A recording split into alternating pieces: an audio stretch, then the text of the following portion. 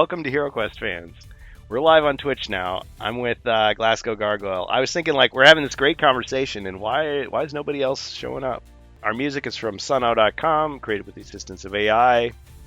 We are getting started a little bit later here. We've been talking with Glasgow Gargoyle about Gen Con.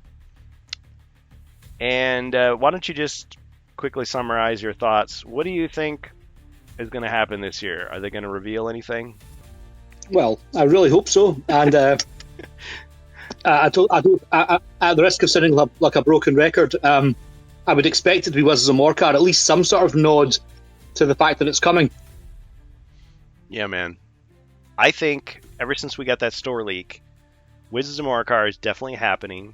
And I think people who have this attitude that if Wizards of Morcar comes out, that's going to be like the last installment of HeroQuest. And after that, the franchise is going to dwindle and disappear. I don't think that's true. I think from what Doug has said and what Chris said when he was with the company, everything is pointing to this is not the end. They have plans for years to come. As long as Hasbro lets them keep going on their trajectory, despite any layoffs or the economy or whatever, they're going to keep creating original content. And I've said before, there's so much stuff in the legacy that they could pull in, even stuff that's like lesser known, that it's going to be fine. And I think the original plan, based on the store leak, was Wizards of Morcar is going to be a bigger box expansion, and it's going to come out this year. So to me, that says between now and November, we should see Wizards of Morcar available to purchase, or at least to pre-order. Now, if what a lot of people are suspecting ends up being true, which is we've had these delays due to the tariffs and the economy and everything else, the layoffs, maybe a November release is going to turn into a January release because they never do a Christmas, December release, right? So that's my thought. I would love, and I think you too expressed this before we came on the air, that when we walk into that exhibit hall, and maybe they're not right next to Warhammer in Exhibit Hall E, but they're in C or D, I forget which one it is, but they're next door, that the first thing we're going to see is either we're going to see Wizards of Morcar or we won't. And if we don't see it on that first day, it's not happening until January. That's going to be my prediction. What do you think?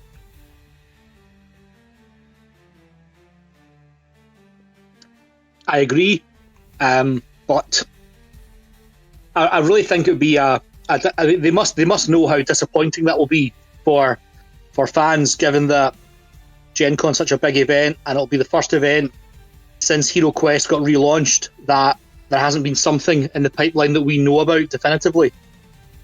Yeah, I definitely agree with you there. I think people are definitely expecting something new. And I mean, they've leaned heavily into this Joe Manganiello thing, right? He's doing a panel talking about how I got into gaming, which I expect to be very like fluffy, very PR friendly. You know, he's not going to say anything bad about the company. He's not going to reveal anything they don't want him to say. He's probably going to talk mostly about other things. I am interested to hear, you know, some of the details, if he has them to give, about, you know, did they approach him or did he approach them? Did they give him full creative freedom, or did they give him, like, you know, bullet points to create his COPD? Did he have carte blanche? What was the deal that they signed? You know, was there any negotiation back and forth? Was all the new stuff his idea, or did they tell him, no, you get one plastic figure and that's it? Did he want to do more? But maybe, after the panel and the Q&A session, which I think Rob got me a ticket, so thank you, Rob Champ, because I had a conflict with my schedule. I have to cancel something else if I want to go to this panel. And I'm not too interested in the other two artists, designers. No offense to them, but I'm here for Joe, so I'm gonna be listening. But then Joe has an autograph session, and it's like, okay, well, that's not the time to like pepper him with questions. I'd love to sit down with it and have an actual interview, but like you and I were saying before, we don't know. They may have kept him at arm's length. They may have had him sign something. Maybe he didn't have a lot to say. Maybe he doesn't have a lot of extra information. But I kind of get this impression that he had some kind of say He had some kind of VIP status. He had some kind of negotiation power. Like, oh, that's up to Joe. So maybe because that whole thing about his mythic tier stretch goal not getting met. Because, I mean, the way he tells it in his little PR video from way, way back, you know, where he says proprietary a million times, he says, well, I talked to my friends at Hasbro, you know, I went back and I talked to them again, and then they let me do that. And it's like, it sounds like, I mean, speaking very informally, but it sounds like he's saying something that means, yeah, they made some kind of deal. They had some kind of negotiation. He begged them to do this. He asked them to do that. They allowed him to do this. So I wonder, after this, is he out of the picture as far as HeroQuest goes? Because he's got plenty of other things he can do as a celebrity. Like, he doesn't have to do HeroQuest at all.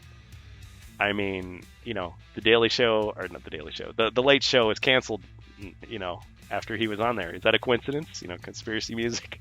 Just kidding. Is he going to be the spokesman for HeroQuest for the next 5 years? Or is he there to announce something new?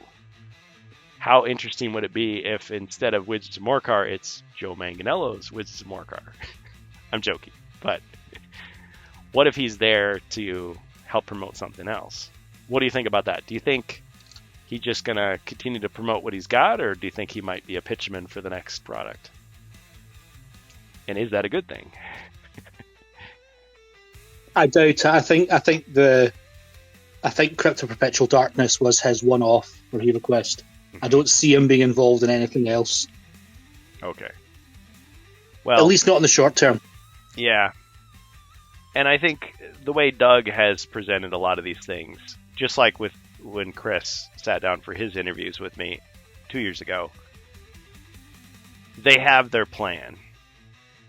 And they have their plan based on not just what they want to do, but what they think is going to sell. What's going to be the most profitable for the franchise, for the company. Not just to please a few fans, but the majority of the people who are going to be buying it.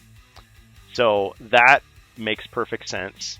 Joe comes in, makes his pitch, and this is just maybe wrapping up some loose ends because everything else was coming out, but not his stuff. And people were despairing it was ever going to come out. So this is kind of like, squaring the circle, finishing that last step of the journey, saying, okay, well, here's that last piece of the mythic stuff that scalpers can no longer FOMO you with. You can actually buy it. But who knows? If there is a demand, if a lot of people want it, if enough people are clamoring for it, and it looks realistic, like they could do it, maybe they would sign him on. Because his quest pack does end on a cliffhanger, as we saw.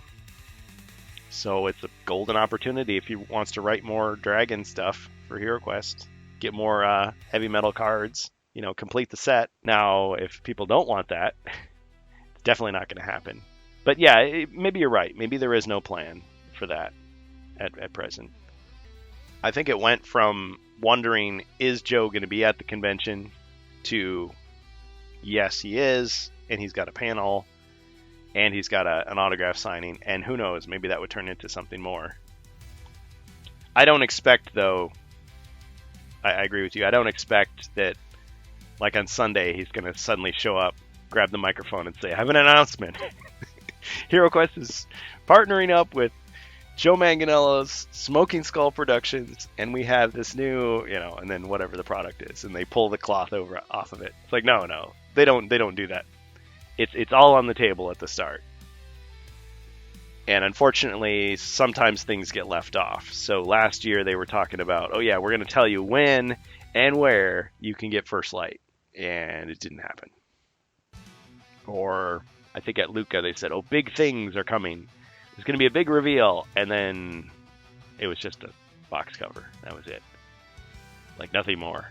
Like, oh, shoot. So sometimes they drop the ball with those kinds of things. So I think... Yeah, I mean, that's all I need. If Gen Con was just them showing us the front cover of the box art or the art they're using for Wizards of Morcar, that's enough. I'll take it. That's enough for you. Oh, okay. Yeah, see, so we're going to be playing COPD. Now, to us, to you and me, maybe that's not a big deal. But to the world, it is a big deal because most of them did not get the Mythic tier. They still haven't seen the inside of the booklet. I mean, there's been scans of it people have put out, not legally for a long time. But most people probably haven't seen those. Or maybe, could have looked at it but didn't want to because of spoilers. Like, I'll wait. So people are going to be sitting down playing Quest 1, I'm sure. They always start with Quest 1. And they're going to be surprised. Like, oh, wow, it's in a tavern. I can't believe that. Oh, there's a treasure map. Whoa, cool. There's a gnome. Gnomes in HeroQuest. What? So it's like, okay, let people have that experience. And then, oh, shoot, I can buy this. Like August 1st or August 15th or September 20th or whatever it is, I think the release date is still August 1st. So people will get to buy it. And having a bonus quest for First Light tells me that, okay, that bonus quest is probably not going to stay within the convention for long. Like, they're surely going to have a printout that they're using. And copies of that printout, whether handed out, openly or just clandestinely, like, somebody grabs one, walks off with it afterwards, fishes it out of the trash, it's gonna make its way into the community. So people are gonna be talking about First Light again, even if they already have it and have played it and are done with it. It's like, oh, there's a new quest. Maybe that new quest will have some ideas in it. Maybe that will lead to interest in Stephen Baker and what he was saying. Like, oh yeah, I wrote, what did he say? Like 10 more quests? He wrote like a whole bunch of other stuff. And not in the sense of, well, that was the cutting room floor. Like, because you think, okay, he wrote some quests and they're like, nah, these are not working. This is not good. It's just a rough draft. Throw that out. Oh, shoot, or back to the drawing board. It's like he thought, well, what happens after Quest 10? Here's the next installment. Maybe they'll be interested in, Second Light or Last Light or whatever. It's been a while since we've gotten a digital quest, a free online quest. I mean, we know those are promo things. That's what Doug called them. That's what Carmine called them. But I'd love to see that come back. And if Stephen Baker's still creeping around in the shadows, I mean, I did not expect Joe to come back. And likewise, I didn't expect Stephen Baker to come back and write 10 new adventures. Like, I thought, he's one and done. He's semi-retired. He's moved on with his life. It's like, nope, he's still in there. So he might have more. Who was that? It was about a month or so ago. Someone did an interview with Stephen Baker, which was fantastic. It was fascinating. Oh yes. I can't remember who it was. Maybe you'd know. Was that the Jordan Sorcery? But Jordan Sorcery one? Yes, that's it. Jordan Sorcery, correct. Yes, yeah, he did yes, too. that's it. He did too. I haven't seen the second one because it was a Patreon only thing, and I'm not subscribed. But right, okay. Yeah, Jordan Sorcery paused. Right, that was really good. Oh yeah. But it also makes me wonder. Speaking about this, makes me think about when if ever do we see anything that expands the use of the cavern board layout from First Light? Was that a one-off? Was that just for First Light? Will that rear its head again later down the line? I suppose a lot depends on what's to come and how long HeroQuest will continue. Yeah, for sure. Because the discussions with Doug and Patrick last year were very much, hey, Jacer, sorry we're getting started late. Welcome.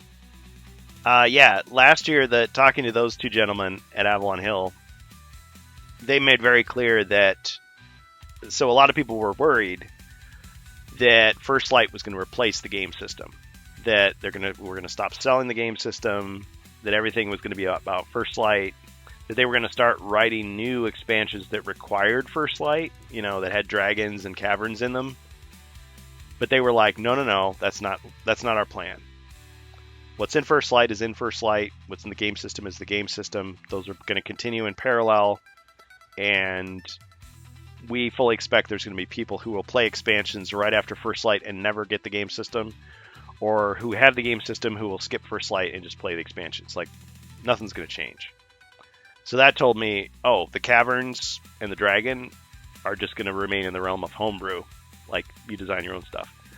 But if Stephen Baker has all these other quests that he's written, and maybe we're going to see one of them at Gen Con and play it, that gives them the opportunity to, like, release more content for people who already have it.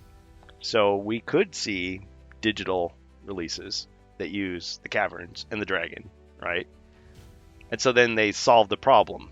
Like, it's not like you have to buy First Light to enjoy this. Well, I guess in a certain way you do. I mean, the digital quests are, like, you can play them with proxies, but they work best if you have the expansion they're promoting, right? So, like, Nightfall, you could play it without Rise of the Dread Moon, but if you have Rise of the Dread Moon, it makes more sense. Like, you can actually use the Spectre figures and all that. So by the same token, this could be using the Cavern board. That's a guess. Like, that's your opportunity, right? So I could see them doing that. I mean, they wouldn't have to. Other companies, I'm trying to think, other game companies don't necessarily have that same, like, restriction placed on themselves. They might say, well, we don't care. You have to own these 3 expansions in combination to be able to play this other one. I think that's kind of limiting yourself, because you know that other than hardcores like us who collect everything, or try to, you're going to have people that are going to play them out of order, who are going to skip over certain ones. And Doug was like, yeah, we're okay with that. So when we write the stuff, we don't expect that you have to have it. So I think having an expansion that requires First Light doesn't seem to work with that. So I could imagine if they release a new expansion that has a Cavern board, it has a Cavern board in the box. So, like, you'd have 2 of them now. I mean, they could do the artwork differently. You know, it wouldn't have to be exactly the same. It's like they're trying to please people who don't have everything, and they're also trying to please people that, like us, that already have everything by, you know, tweaking the art or changing it around a little bit. Or there's some benefit to having more than one. So, oh yeah, you put the 2 Cavern boards together, now you got the Super Cavern, the Mega Cavern. You got the Double Dragons. Get the Dragon Council. Now the Jacer's here. Jacer, do you have any thoughts about Gen Con? I know we did our whole, I guess this is part 2 of our final predictions. Do you think this Joe Manganiello panel discussion or autograph signing is a sign of some other announcement happening? Do you think Wizards of Morcar is going to be announced? Or do you think we're setting ourselves up for disappointment?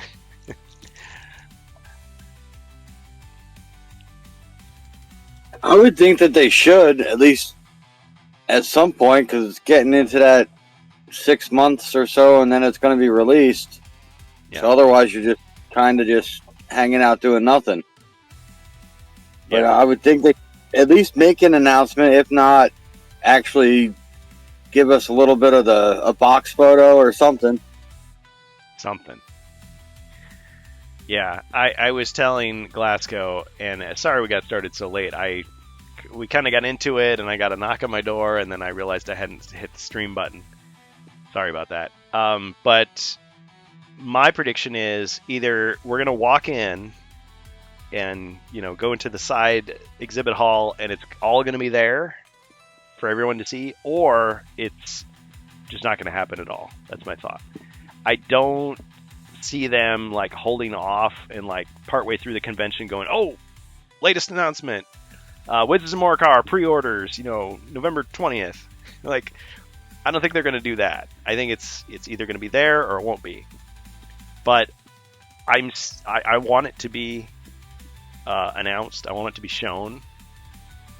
But I'm also preparing myself that it might have been delayed till January. So my thought is either it's going to happen now or it's going to happen in January. Now that if the latter, which would be the more disappointing one, then that gives them a chance to announce it at Luca, or wasn't there one other convention that I'm forgetting, like in the chronological year? Like there's 1 or 2 more conventions left, big ones, where they could give the announcement if they don't do it next week. Hard to believe it's only a week away. I wasn't thinking about it being a delay. I was just thinking about them just trying to honor the European fan base because Wizards of Morcar was originally released there first. Good point. So that would be the reason I would think, but it could be a delay or something, and if it is, then it's a happy accident. You know what I mean?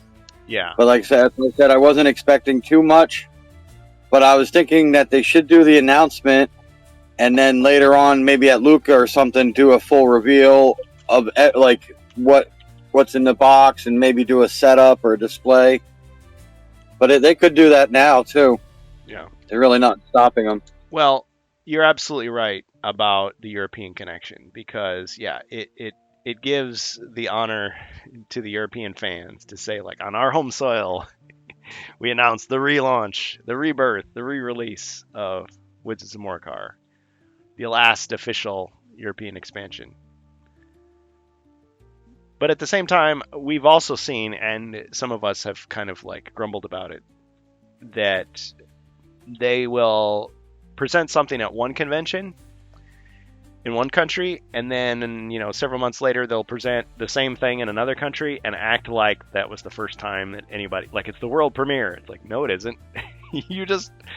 People were watching the internet. They saw already at UK Games Expo. You already played it. Nothing is new. It's new for us, but it's not new for the world.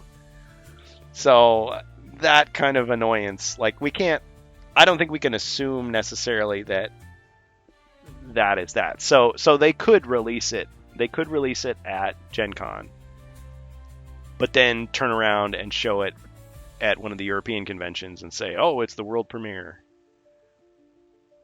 I mean, I don't know about you. I try to watch those other conventions, even if they're in a foreign language. Yeah, they kind of did that with First Light, where it had 3 soft releases. Yeah, well, I mean, they could be, very, very pedantic and say, well, no, you saw First Light in the U.S. and the UK and Canada, but then you saw The Departure, and what was the other one? Was it The Departure, The Arrival, or something? Like they had different names for them in different countries. So the Spanish and the German version had different titles, technically. Even though it's the exact same game, it's just a different title. It's not Battle Masters, it's the Claymore Saga. Yeah. I love that title. Claymore Saga. Sweet. It's not Space Crusade, it's Star Quest. Yeah, but yeah, that's you and I want to see, all three of us want to see them to mean what they say. This is the premiere. And yes, you're right. I could swallow my pride and say, yes, I want to definitely learn about it next week. But if they're holding back, or it's just a happy accident so that it can appear on European soil first, fair enough. What do you think, Glasgow? Do you feel any national pride along those lines? Not really, because Wizards of Morcar, when it was released here, it actually wasn't that very well known. I mean, I only found out about Wizards of Morcar years after we played it as kids. Mm-hmm. Against the Ogre Horde, that was different. That came out maybe just before Wizards of Morcar, and we got that, we played that, it was nostalgia. But Wizards of Morcar, less so. So, nah, that kind of stuff doesn't bother me at all. Yeah. Well, and I saw how excited, the Italian fans were when they were showing Frozen Horror. And, the German fans got Frozen Horror in digital format way before anybody else did. And it's and against the Ogre Horde as well. So it's it seems like every time there's a new release, there's some country that just inexplicably gets the scoop before anybody else, or reacts, even more than you would expect. I would expect, okay, yeah, Wizards of Morcar's European release, European fans are going to be super stoked, and American fans are going to be like, what the hell is this? Convince me that this is worth getting. But not necessarily. Because I think not just us, but thanks in large part to the fandom online, is a lot of people have heard about this stuff now, because you know about this stuff now. Like, you know about Japanese Hero Quest, right? You know what that is? I'm just asking, Glasgow. Yeah. I want a copy of Japanese Hero Quest. Yeah. 100%. Do you know what Legacy of Soracil is? No. Oh, I got him. I'm looking forward to finding out. Got him. So there was the PC game that Gremlin did for Hero Quest on the PC, and Commodore and Amiga and everything. Well, anyway, there was a sequel, a lesser-known sequel in 1994 called Hero Quest II: Legacy of Soracil. And we've since learned that, okay, it was on the Amiga computer and it was on the Amiga CD32, which was one of these multimedia consoles that was not very popular. It's a little too expensive, a little too obscure. But Hero Quest 2, so it was Hero Quest, but it had no like physical counterpart, no actual board game version. It was all inside the game. And so some of the stuff, like if you wanted to translate it into a board game, would not work very well. Like the dungeons are huge. Like you'd need like multiple boards to be able to map it out one-to-one. And they had some mechanics that we aren't used to seeing. So like going to a shop and buying spell scrolls. You know, and then you have extra character types. So you had the paladin, and you had the cleric, and the mystic was like a female wizard, and the ranger. And depending on your magic rating, that determined like how effective the spell scrolls were that you bought. So like the barbarian spell scrolls are pretty crappy, but like the wizards are amazing, and the mystics are even more powerful. So it's like, oh, okay, that's interesting. And there were some monsters in there that people were like, this sounds like D&D. So like there's beholders that you fight. And there's like mire men, like these swamp things. And there's vampires and just all kinds of weird stuff. But I mean, the graphics remind you of the Hero Quest PC game. It's just kind of advanced. So like you can fix pick traps by like nailing boards on top of them so you can walk over the top. I've watched some videos and playthroughs, and a lot of people have commented like it feels like a little bit more removed from Hero Quest. Like they don't mention Mentor. It's taking place in this other kingdom that is never mentioned before.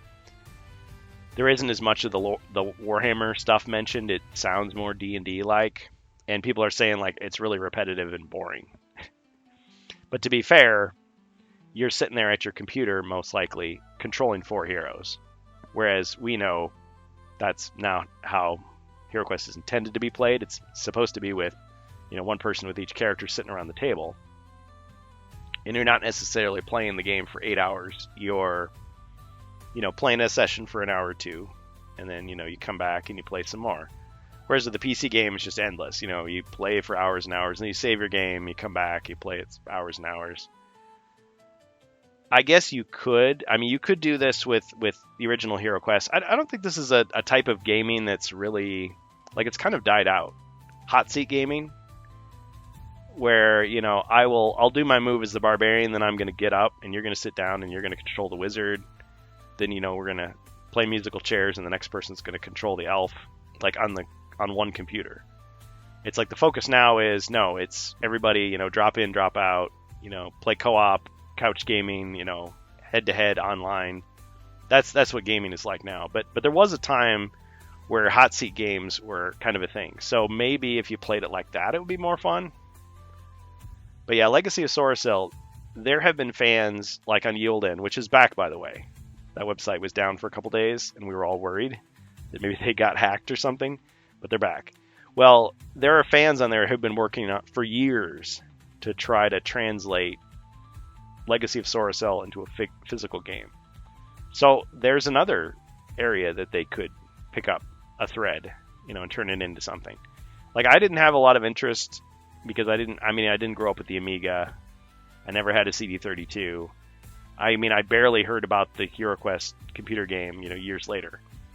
But I was kind of like, oh, what's in this? And I saw those new heroes, and I thought, okay, well, so I made my own version of the Paladin we've seen, and the Ranger, and the Mystic, and the Cleric. We haven't seen, nobody's picked those other heroes for any adventures yet. And if you asked me, I'd have to dust the stuff off. I'd have to remember what I did. But yeah, there's a lot of things. So, but yeah, my point is, about that stuff, and because you know about it, you can talk about it, and because you talk about it, other people will see it, and people who are just getting into HeroQuest or have just coming back after 40 years will be like, oh yeah, I know about Wizards of Morcar, I want that. I know about Japanese HeroQuest, I want that. Oh yeah, when's the Marvel Winter Special coming back? Oh yeah, those White Dwarf quests. How's Dave Morris doing these days? Like, they're gonna say stuff like that. And Hasbro is gonna hear that and go, there could be some money in this. Because like Chris Nadeau was saying, we have everything. We have the rights to everything. So I think there are people who will come back and say, well, how do we know they have the rights to the White Dwarf quests? Because those are written by Games Workshop employees. That was White Dwarf Magazine. That's Games Workshop. Yeah, but we remember they came to the table to negotiate, so maybe they have that. Well, we know that they can't release, Advanced HeroQuest because that was a Games Workshop product. Yeah, but they came to the table and negotiated, and all the HeroQuest stuff is controlled by Hasbro now. And Chris Nadeau didn't outright say they were going to remake Advanced HeroQuest, but he did say, I love that game. I have a copy in my office. Like, why would he say that rather than just say, no, we can't do that. We would never do that. So to me, the door is open on that stuff. And so I think, like Doug was telling us, if we want that stuff, we should talk about it. We should ask for it. And then maybe 18 months from now, we'll see it.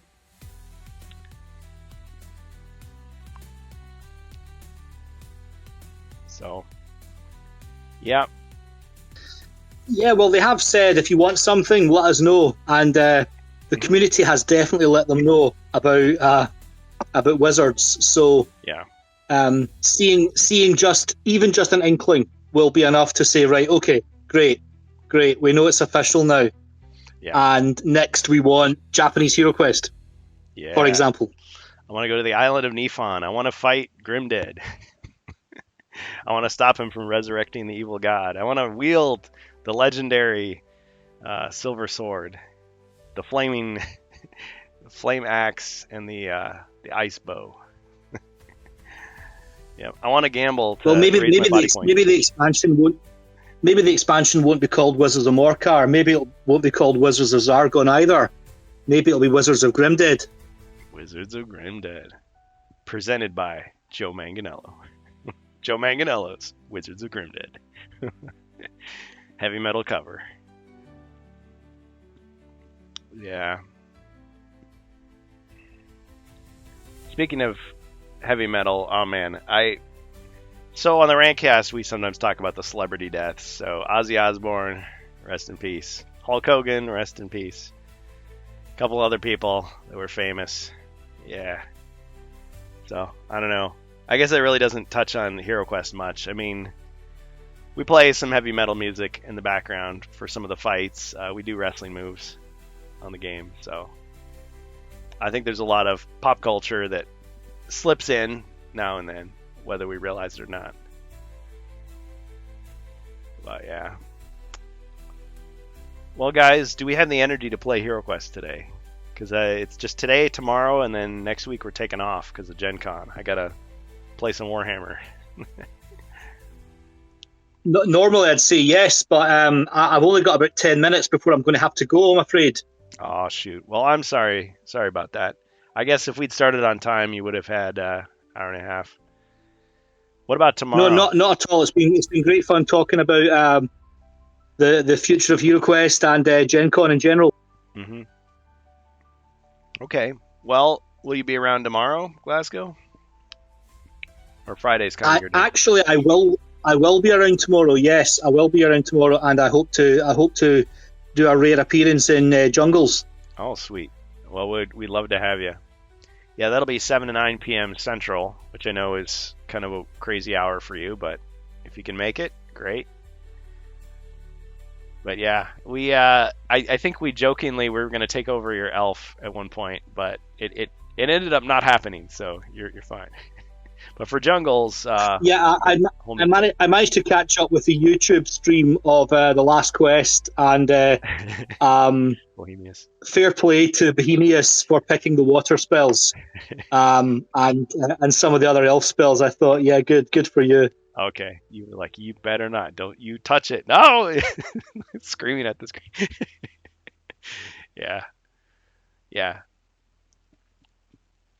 yeah. I think I'm thinking back. There was a time I think somebody had a wizard, and they weren't there for the next session, so somebody else controlled the wizard, and they were just like, "Why am I waiting? Let's use the spells now. Like use them."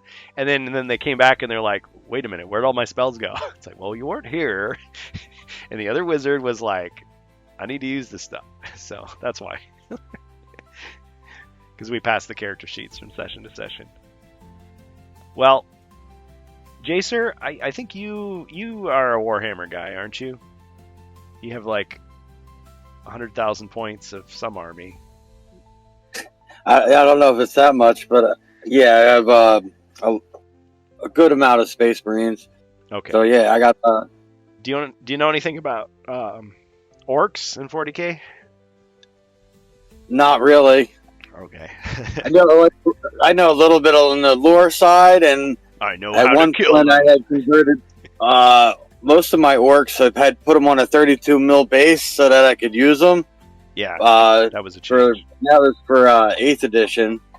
Yeah. But that's why I had some random orc boys running around. Well, so as you know, I'll be in the tournament, and I've just spent the last several months just painting and taking a crash course on the rules. I had a really cool guy. Don't bother shooting. Run, charge, kill. Chop, yeah.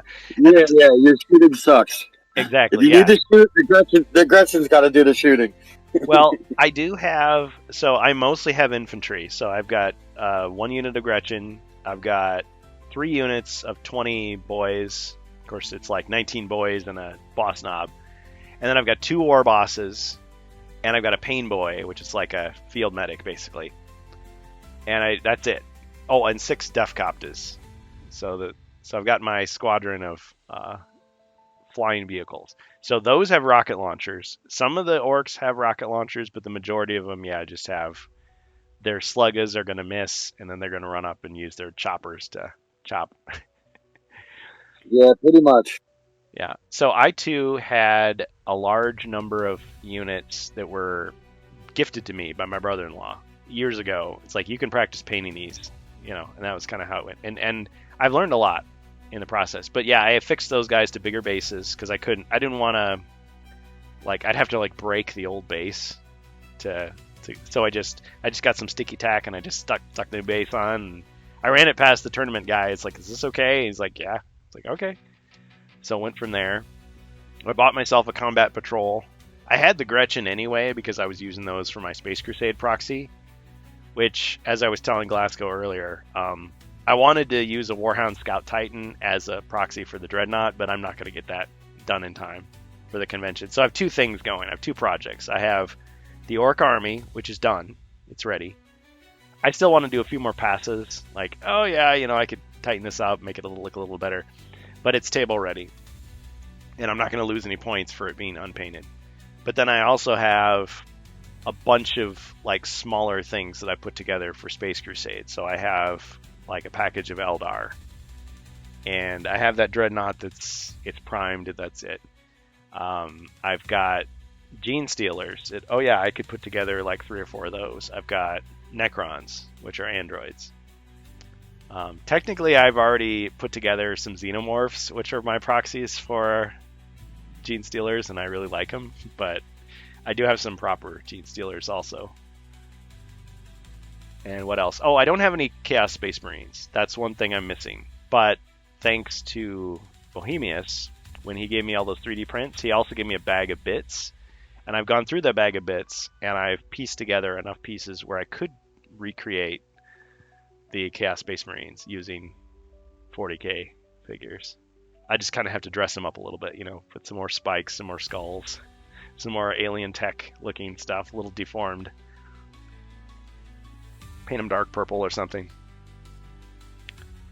That'll be fun. But that'll have to wait till next year, I think.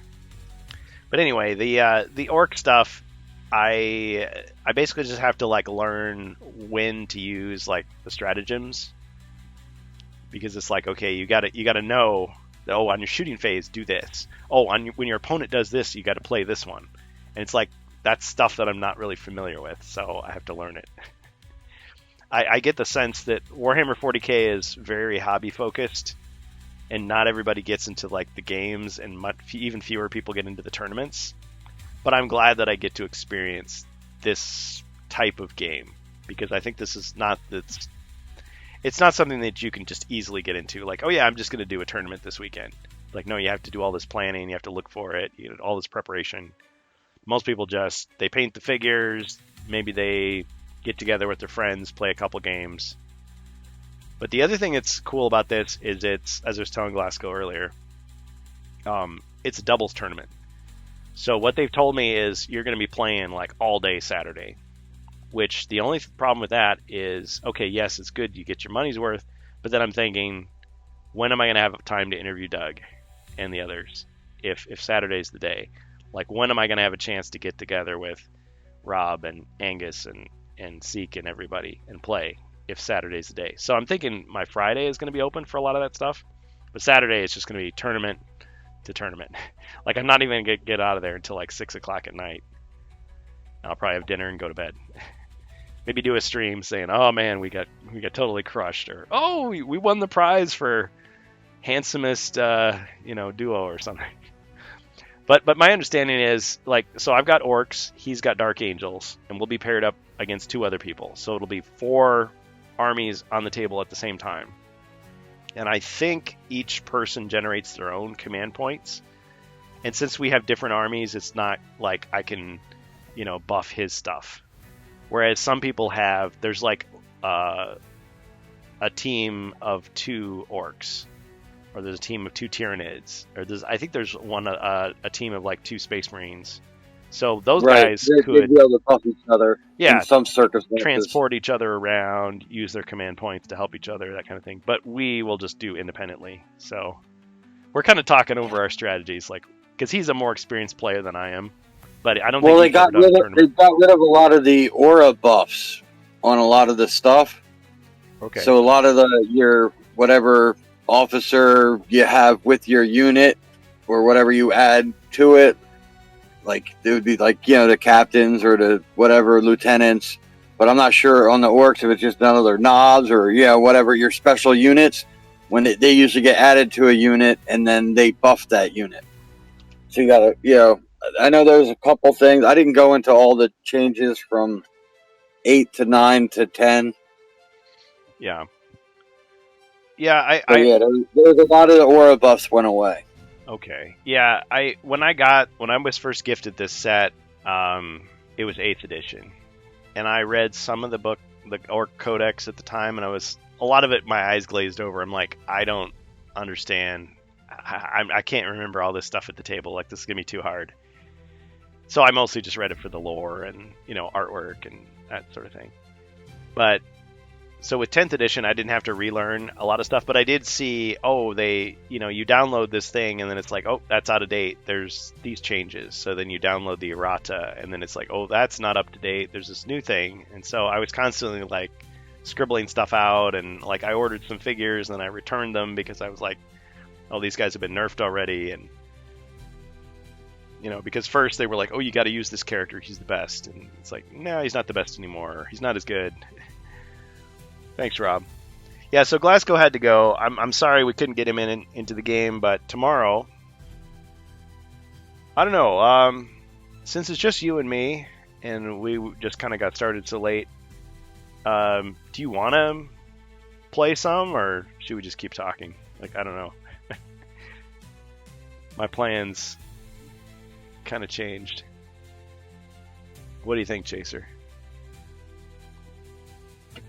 I'm actually looking to jump in the pool. It is almost 100 today. Oh, dang. I was hungry. Gold Public says, play it! Oh, man. Well, okay. You cool off, man. For sure. I'm glad you're here, though. Is anybody else who's listening live on twitch.tv/HeroQuest fans, anybody want to play some HeroQuest? Maybe for an hour, or should we just keep chatting? Tomorrow we're definitely going to play, but today has just been a weird day.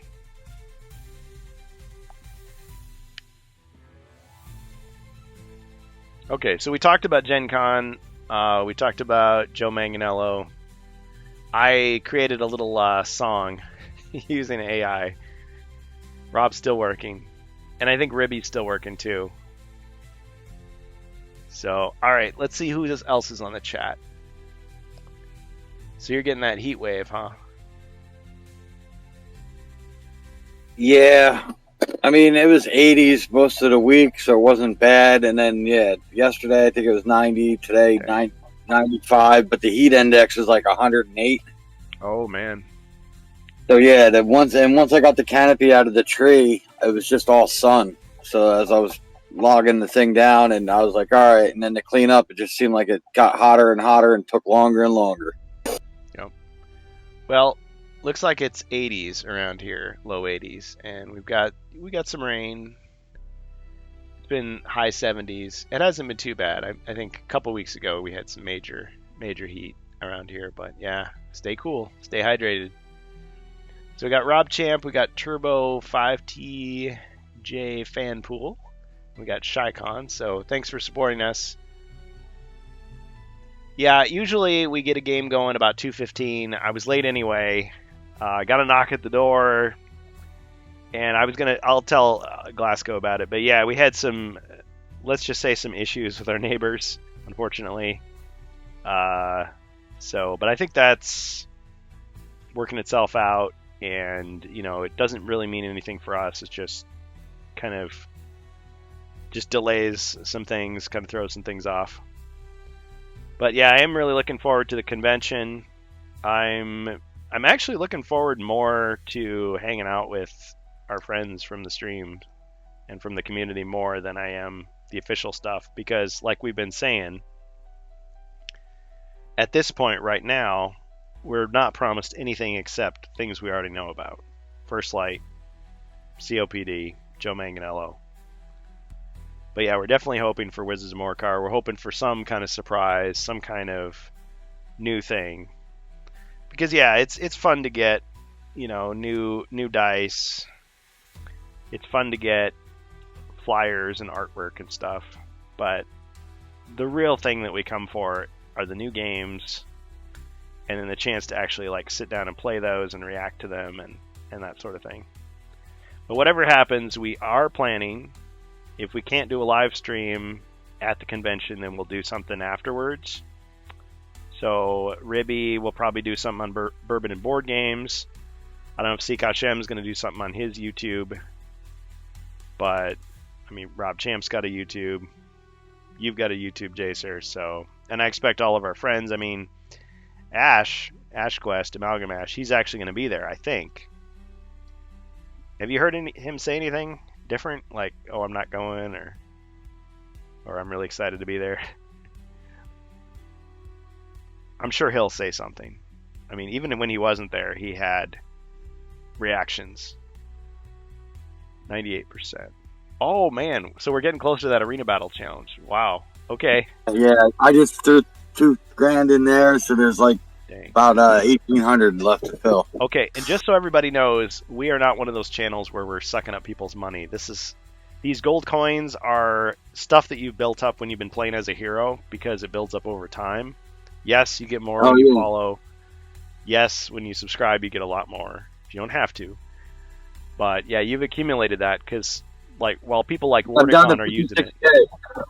56K, yeah. So I've been able to spend almost 10,000 in the past 3 weeks. Wow. Well, I just put up the other one. It's all going into this pool, and once we meet our goal, which I've extended several months.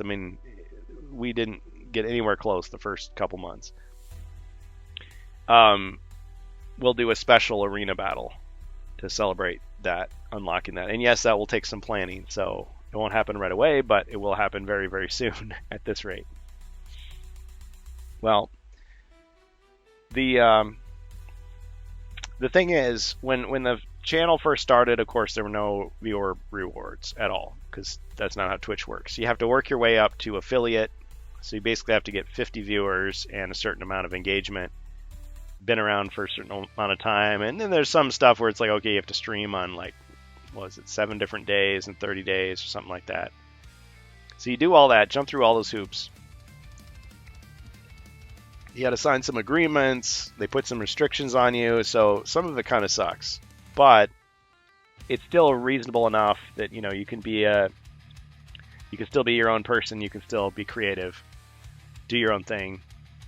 And I mean, for the Rantcast, we were just like, affiliate, screw that, we're not going to do that. Why do we want to run ads? You know, we're just going to do what we do. So Strange Bus and I talked about it, we decided, nah, that's just not, it doesn't make sense, at least at this time, to go affiliate. But anyway, once we went affiliate for HeroQuest fans, that opened up the channel points to use. And what they give you at the base is just not that interesting. It's like, you know, put a hat on, drink water, wave at the camera, sit up straight. You know, it's just like sing a song. It's like, that's kind of silly. I mean, maybe that works if all you're doing is sitting there with your cup of tea in your hand talking to the audience. But we're playing games. But since we're not playing a video game, it's not like you can, you know, power up Yu-Gi-Oh! Or whatever with your channel points. So we came up with this way to use your channel points, your gold coins, to influence the quest as we play. So you're basically just giving instructions to Zargon, saying, hey Zargon, give him an extra potion. Hey Zargon, here's an extra monster for you. Hey Zargon, draw another card, shuffle the deck. You know, do this. And I really enjoyed that. But then, yeah, the people who are in the chat, like Wordicon, are using their gold, you know, every week to do stuff. But then you guys, while you're playing as heroes, your gold is still building up, but you're just not using it. So it's like, what do we do with all this excess gold? I know. We'll do these group challenges. Now, early on, I was told, you know what? You set the amounts too high. Like, people can't buy anything. They have to sit there for like 4 hours, and then they can buy one thing. So why don't you lower the values so people can actually do stuff? So I think that was a really good suggestion that I got from one of our members. And it's meant people have been able to drop in, you know, do something and then drop out, which is great. But it's also meant that you guys have built up a lot of gold. So if we can get something good out of it, and it's kind of a game in itself. So I enjoy that. So I think if we ever had to leave Twitch, we would lose that whole system, and so that would be definitely a loss. We'd have to come up with something else. Because YouTube, I mean, they have like their super stickers and super chats. It's not quite the same. I mean, I guess you could do, well, just thinking about it out loud here. If you were on YouTube, normally you'd do like a super chat saying like, hey, I want you to say this, you know, I want you to read this comment. But instead, someone could say something like, do this in the game. The only problem with that is you're having to pay for it each time, like with actual money. Isn't that how it works? I don't know if you know anything about it, Jacer. Do you ever do that on your channel? Super chat, super stickers? I never have. No, I haven't done any of that. I think I was looked into the live thing or whatever, and it was like you had to commit to a certain time or whatever. So it's like, oh, you can't just go live. I was like, all right, never mind. You don't know it's free. I skip all that. Yeah, like I don't know if it's 24 hours or something, but yeah, it was a little. The first time I went to go do it, I was like, oh, it's not like Twitch.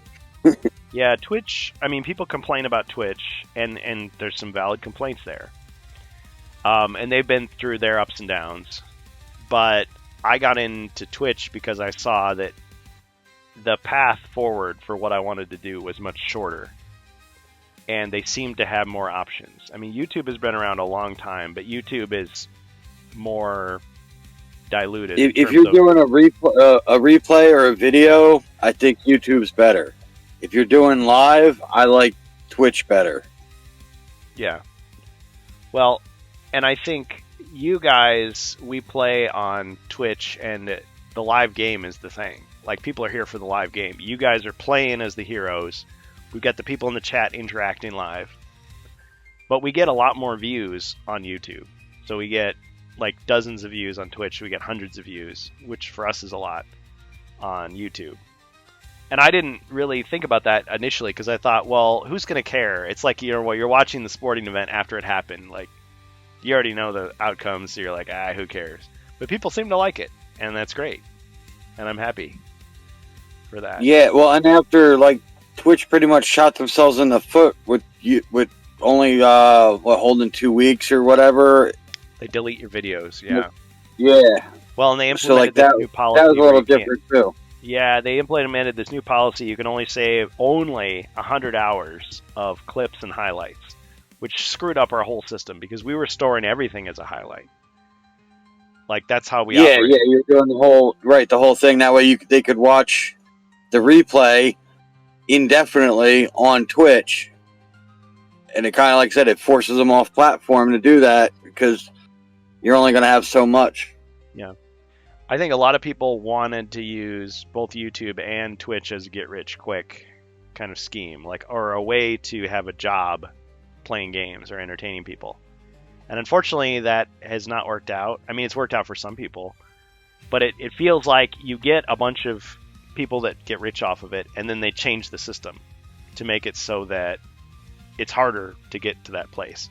So YouTube is now with the AdSense too, where they kept lowering the rate, so all the people were trying to get, the 100,000 subscribers, and and then it's like, all right, and then they end up dropping the rates after a little while anyway. So the AdSense made a lot of people rich real fast, and then it kind of just tanked out.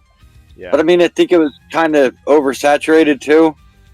So if you're gonna have everybody going for the ads and the ad revenue, then there's less of the money to go around. Yeah. And so then people went over to like Patreon and like basically begging for money or having merch shops or donate, or their channel isn't even a channel. It's really just an advertisement for something else that they're going to charge money for. And we're not going to get into that, but I never got into it for the money. I mean, there was kind of a little idea in my head like, oh man, wouldn't it be great? I could just play board games and I wouldn't have to work. But it's like that quickly went away. It's like, no, that's not going to happen. So for YouTube, I am at the point. If I make $10 a month or whatever, hey, I can buy the next Hero Quest expansion when it comes out. Yeah. I've made enough money that I could like set aside that money and say, there, I can buy an expansion with that. But I mean, I've blown that money completely when it comes to like merch. So like all these T-shirts that I'm bringing to the convention, that's out of my own pocket. So it's not like I made a profit doing this.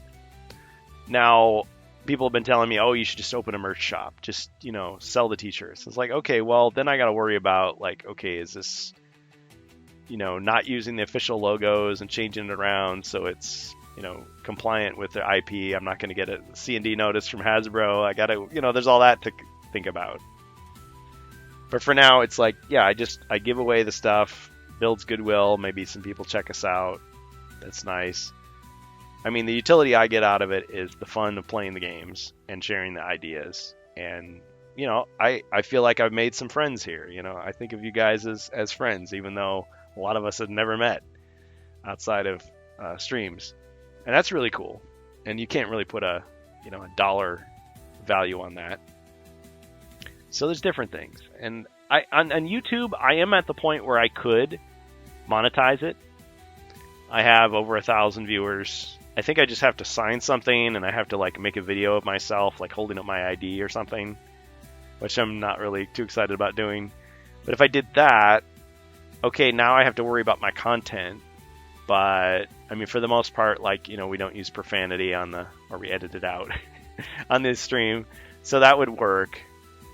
But then, yeah, it's like, I feel like then you're beholden to them. Like if they don't like your comment or somebody false flags your stuff, they can take away the money to like, threaten you, demonetize you.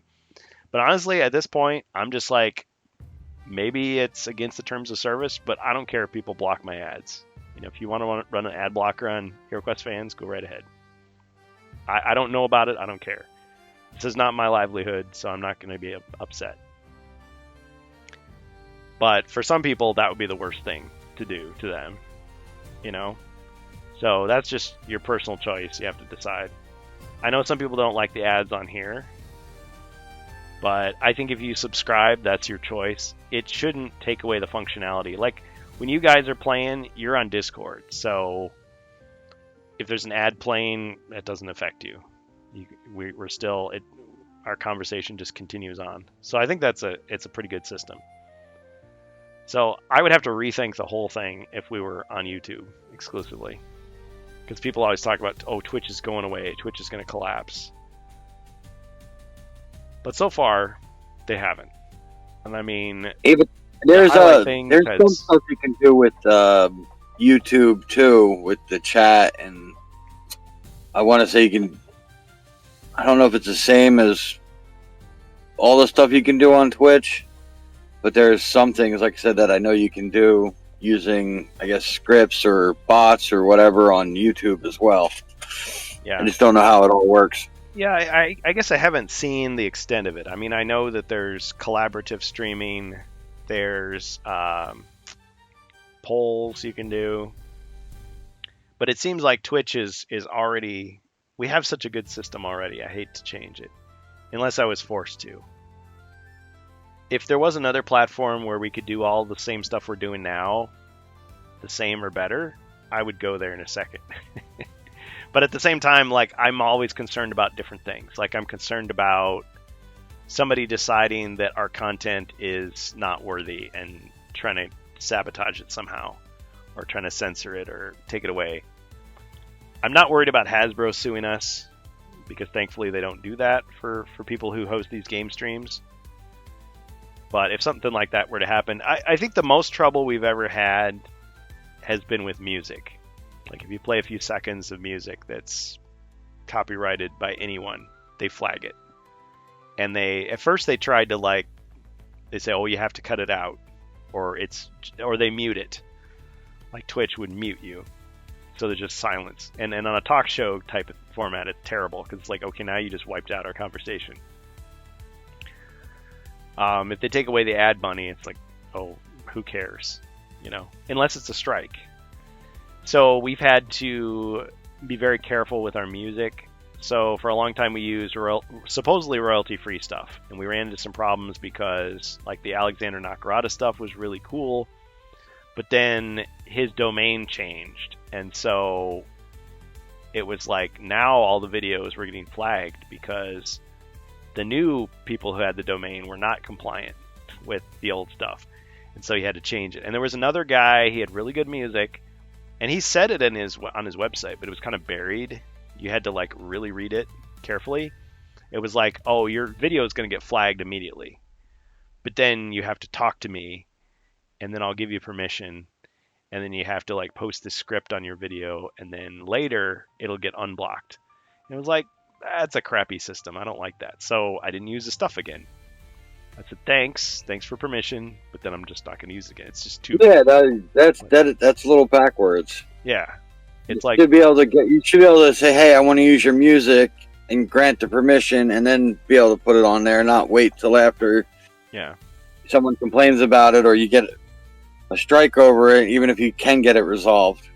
Yeah, not worth it. And I mean, I didn't necessarily blame the guy personally for that, because maybe he just signed a crappy deal, and that's how it had to happen. But yeah, I was just like, thanks, no thanks. So, and then there was the controversy with AI. People are saying, man, AI is taking away jobs. AI sucks. AI is so crappy.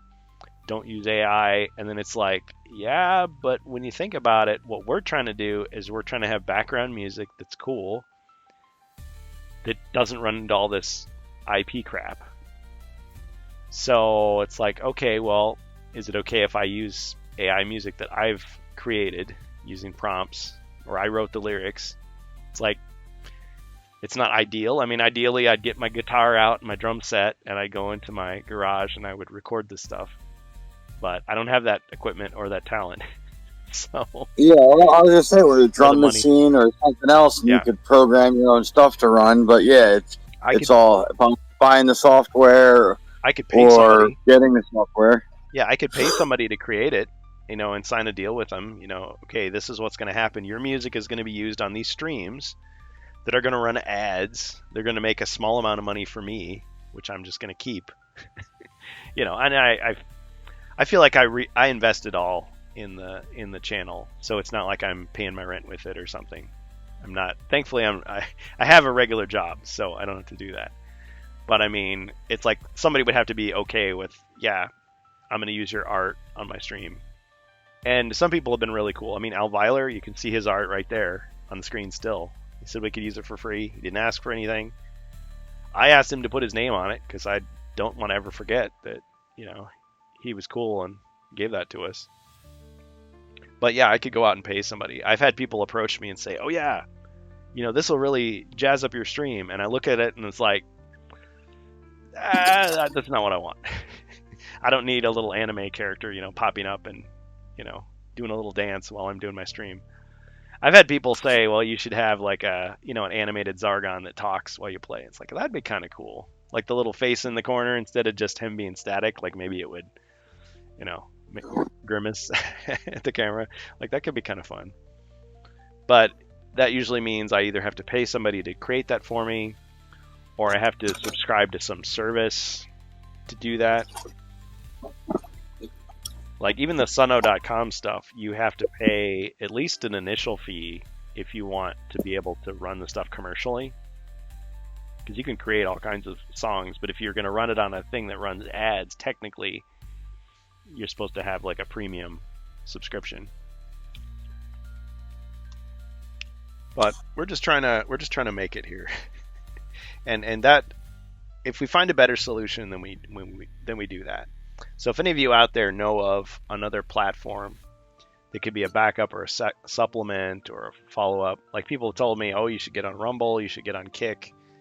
I don't know anything about those platforms. I've tried to learn, but usually I'm so distracted with this that I just haven't gotten very far with it.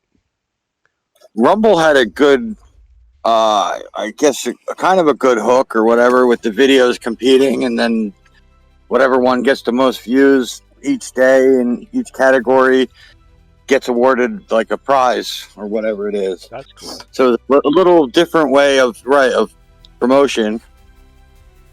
One other concern that I have is, let's say I add another platform, because right now Twitch is the exclusive supposedly, and I gotta wait 24 hours after the stream ends, then I can put it on other platforms, and so it always goes right to YouTube after that. And so eventually, because of Twitch's new policy, the videos get deleted from Twitch. I mean, I could delete my old videos to make room for new videos, but it's just, right now, it's just the new videos get deleted. So they're on YouTube just indefinitely, right? And that's the way we have it. But some of these platforms, they have a deal like Twitch has. They'll say, oh, but if you put it on our platform, it needs to be exclusive for this amount of time, or maybe permanently. Or you can have it, but you can't run ads on the other platforms. It's like there's all this stuff I got to worry about. Like if I could just show it on 5 different channels, I would. But because each one of them wants to be the top dog, wants to be the exclusive one, that it's kind of stopping me so far. And I want to say Rumble had something like that. Like, oh, if you put on Rumble, then you got to wait before you put it somewhere else. And the other problem I have is, so Twitch will allow certain music that YouTube won't allow, and vice versa. So like, I don't know that Twitch has it, but YouTube has like all this music that you can use like under the Creative Commons, or they have some deal. Yeah. But if I put that on Twitch, it gets muted. So for a while, I was using their music. Where you can stopped. Yeah. Yeah. Occasionally, I mean, if the video is only on YouTube at a certain point, it's like, okay, they muted this section, so I can put this little music there. But still, I got to be careful, because maybe something's free for a while, but then later they say, nope, now it's copyrighted. Now you can't, or the license expired, so now you got to strip it out. Thankfully, they have software that can do that, so there's just suddenly no music, but you still have the dialogue. But yeah, there's way harder jobs out there than this. So it may sound like streaming is a bunch of complaints, but really it's been pretty easy. And I'm trying to keep it that way. I'm trying to keep it light, easy, so we can just have fun, really. Oh, Gold Public has some comments. Sorry to ignore you there. Gold Public says, yes, correct. YouTube streaming has pay for super stickers, super chats. Does not have a good free channel points thing yet. See, that's what I thought. And I don't want it to be to the point where people think, oh, if I don't bring my credit card to the stream, I can't have fun. Like, I don't want to exclude people like that. That's the same reason why I wouldn't have a Patreon where, oh, you play privately with us, or a subscribers only stream. It's like, that's just not my way. I want it to feel much more open. There's my alarm. Okay. Gold Public says YouTube is kind of working on a new thing called XP, but I think the only way to get XP is buying super chats. I suspect YouTube might expand XP to be more like Twitch's channel points, CP. Yeah, because channel points just build up with time. I think you get, 50 points every 10 minutes or something? Or is it less than that? I forget, it's been a while. Immersive Sinner, hey, he says, I've tried to pick up Ogre Horde. It's the only expansion I don't have yet, and the only place I can find it is Pulse. Apparently the website is broken. It won't accept credit cards unless you're through PayPal. Well, Immersive Sinner, I would encourage you to keep looking, because I've seen Ogre Horde at friendly local game shops. I don't know what country you're in, but check your local stores. They may have it.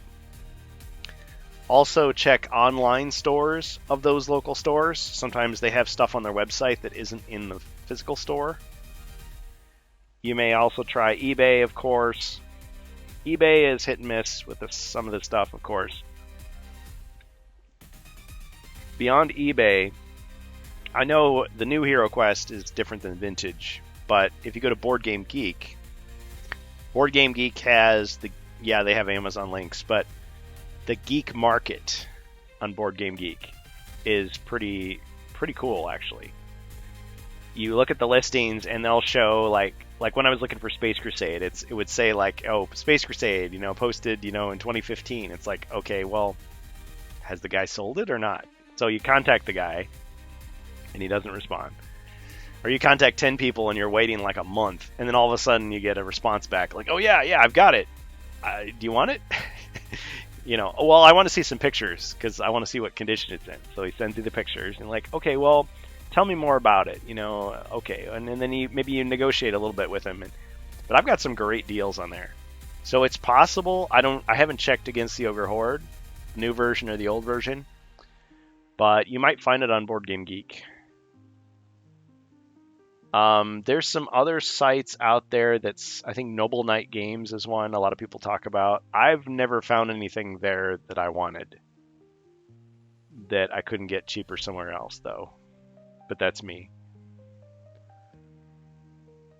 Yeah, I don't think Pulse is the only place. And the other thing about Pulse is they never go below MSRP. It's always, and I get it, it's their official site, so the game system is always going to be $134.99 on there, even though you could get it for $90 on Amazon.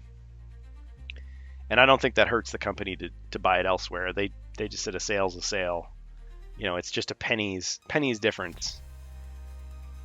Let's see, because I don't know how many copies they sell. I mean, I'm just glad it's available. But yeah, try some other places. Gold Public says gamify is a fun word. Like channel points helps Twitch to gamify the chat. Rob says fun and community. Gold Public says I'm fine with no music myself. Could always start up my own music if I wanted, if you just have voices. Yeah. I don't know. I started using it at a certain point and I've just enjoyed it. But now the players, when they're in Discord, you guys don't hear the music. Unless you've got Twitch running in the background, but then you hear echoes. Gold Public says, on Twitch, you do get CP faster if you're a paid sub, which I have no problem with. Yeah, I think it's a multiplier. I want to say it's like 3x. But I guess I never thought about it. It's like 3 times faster or 3 times more? 1.2 for tier 1. Oh, okay. I think 1.4 for tier 2, and I think it's double for tier 3. And you get like 10 points every 5 minutes, and then every time you click the green collect button, I think it's 50 coins. Oh, because you have to click the button. Well, and thank then, you. and then they give you a bonus if you stay to the end and go for the raid. I think you get like 200 for that. Oh, nice, nice. So, there's a breakdown at the bottom when you go to okay, I should just read that. buy rewards or whatever. I think it tells you what the whole thing is. Okay, thanks. Yeah, I sound like one of those rich people that doesn't know how much a loaf of bread costs. Like, well, I send my servants to go buy it for me. I don't know. Okay, so the tiers. Yeah, I remember setting that up a long time ago. But so is that like you pay more for the different tiers, or is that if you like resubscribe? Help me, Jacer. Okay, so I'm looking at it in the chat. How do you redeem? What are gold coins? What are bits? Because I hang out on some other streams sometimes, but yeah, I'm just watching the content, and then like I'll see the little button shaking, and I'll click on it. It's like, oh, you got more. Immersive Sinner says, I'm in Canada. I haven't really found anything other than I picked up Delthrak at GameStop. Yeah, well, see, GameStop had a deal with Hasbro for a while. That's like when the Guardian Knight came out. They were the first one. So they're a good place to check. Most stores don't seem to stock things. They'll just pull stuff in if you order it. Maybe I should ask the local comic store to see if they can order it in. Yeah, you could be the start of something. You could be the person in your area that gets HeroQuest onto store shelves, and maybe they realize, oh, people actually do want this. There's a lot of HeroQuest fans in Canada. Absolutely. Gold Public says 250 CP for following the raid. Yeah. Secret hint, there is a browser extension you can install that clicks the green CP button for you, so you get the plus 60 more quickly. Well, when it comes to stuff like that, I'm always very cautious because I know some of that stuff like can get you banned. I mean, that sounds pretty benign, as opposed to like you get these spam bots saying like, oh, you can get more viewers, you can get more subs. It's like, yeah, but I'll get banned because that's cheating. Plus, it's cheating. So, okay, so Jacer's sharing the picture with me. Oh, okay, thank you so much. But how did you get to this picture? You said it's at the bottom with the rewards.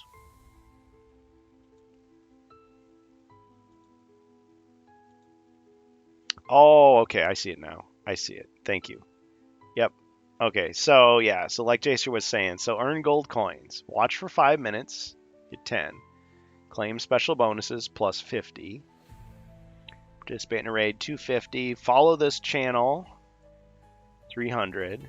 Monthly first cheer. I don't care about cheers, but I mean, if you do a cheer, that's great. Thank you, the bits. But you get the first cheer, you get 350. Also, it helps you too. Monthly first gift to sub plus 500. Yeah, I like gifting subs. That's a good thing. Grow a watch streak up to 450. Tier 1 sub 1/2 X multiplier. Tier 2 1/4X, and then tier 3. Alright, I'm just gonna go to the page. I know, as an experienced streamer, I should know all this stuff. I just focus on the creation. I don't think about this stuff as much. Maybe I should.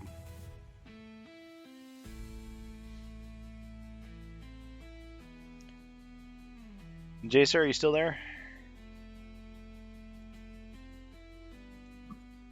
Yeah. How do you get...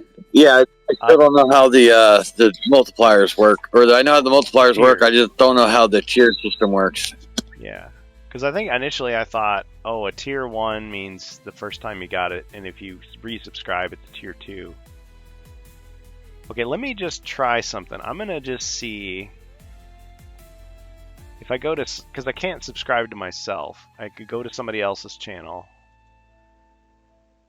I know we've drifted far from against the Ogre Horde today. Sorry, guys. Okay, let's look at Danu. He's a cool guy. He's playing HeroQuest. We can raid him after this.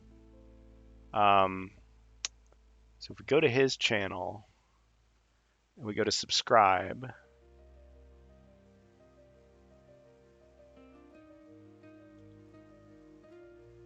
So I could subscribe. Oh, no. If I subscribe for $6. So I was thinking like, okay, you can subscribe for 1 month, 2, 3, 6, 9. But that's just what you get if you've been subscribed. Get a free monthly sub with Prime Gaming. And the tiers also unlock gift to sub. Different things or whatever. Like you might have like 10 emotes or something for your standard subscriber, which is your tier 1s. And your 2 and your 3 are like higher tiers. So sometimes they can't see your emotes and stuff like that. I think so you can offer more stuff, and I think they pay more money, and you earn more. Okay. For them. So let's see. I'm just looking at his channel as an example. So it says gift to the community, tier 1 gifts. So gift 1 sub $5.99. Tier 2 gift 1 sub $9.99. Tier 3 gift 1 sub $24.99. So there must be some difference between tier 1, 2, and 3 subs because they're all different prices, but it's just still a sub. But it'd be nice to know, like, what do you actually get for that? That's the perks usually. I think like it could be like the emotes, where like you could have whatever a set amount for your standard emotes, and then any subscriber gets those, and then a tier 2 subscriber might get ones that move. Tier 3 might have other ones, and there might be other things that they can access because they have that. This is like the learn about Twitch part of our stream. HeroQuest talk. What's the difference? Okay, this is Reddit. What's the difference between tier 1, 2, and 3 subs? Extra emotes, extra support.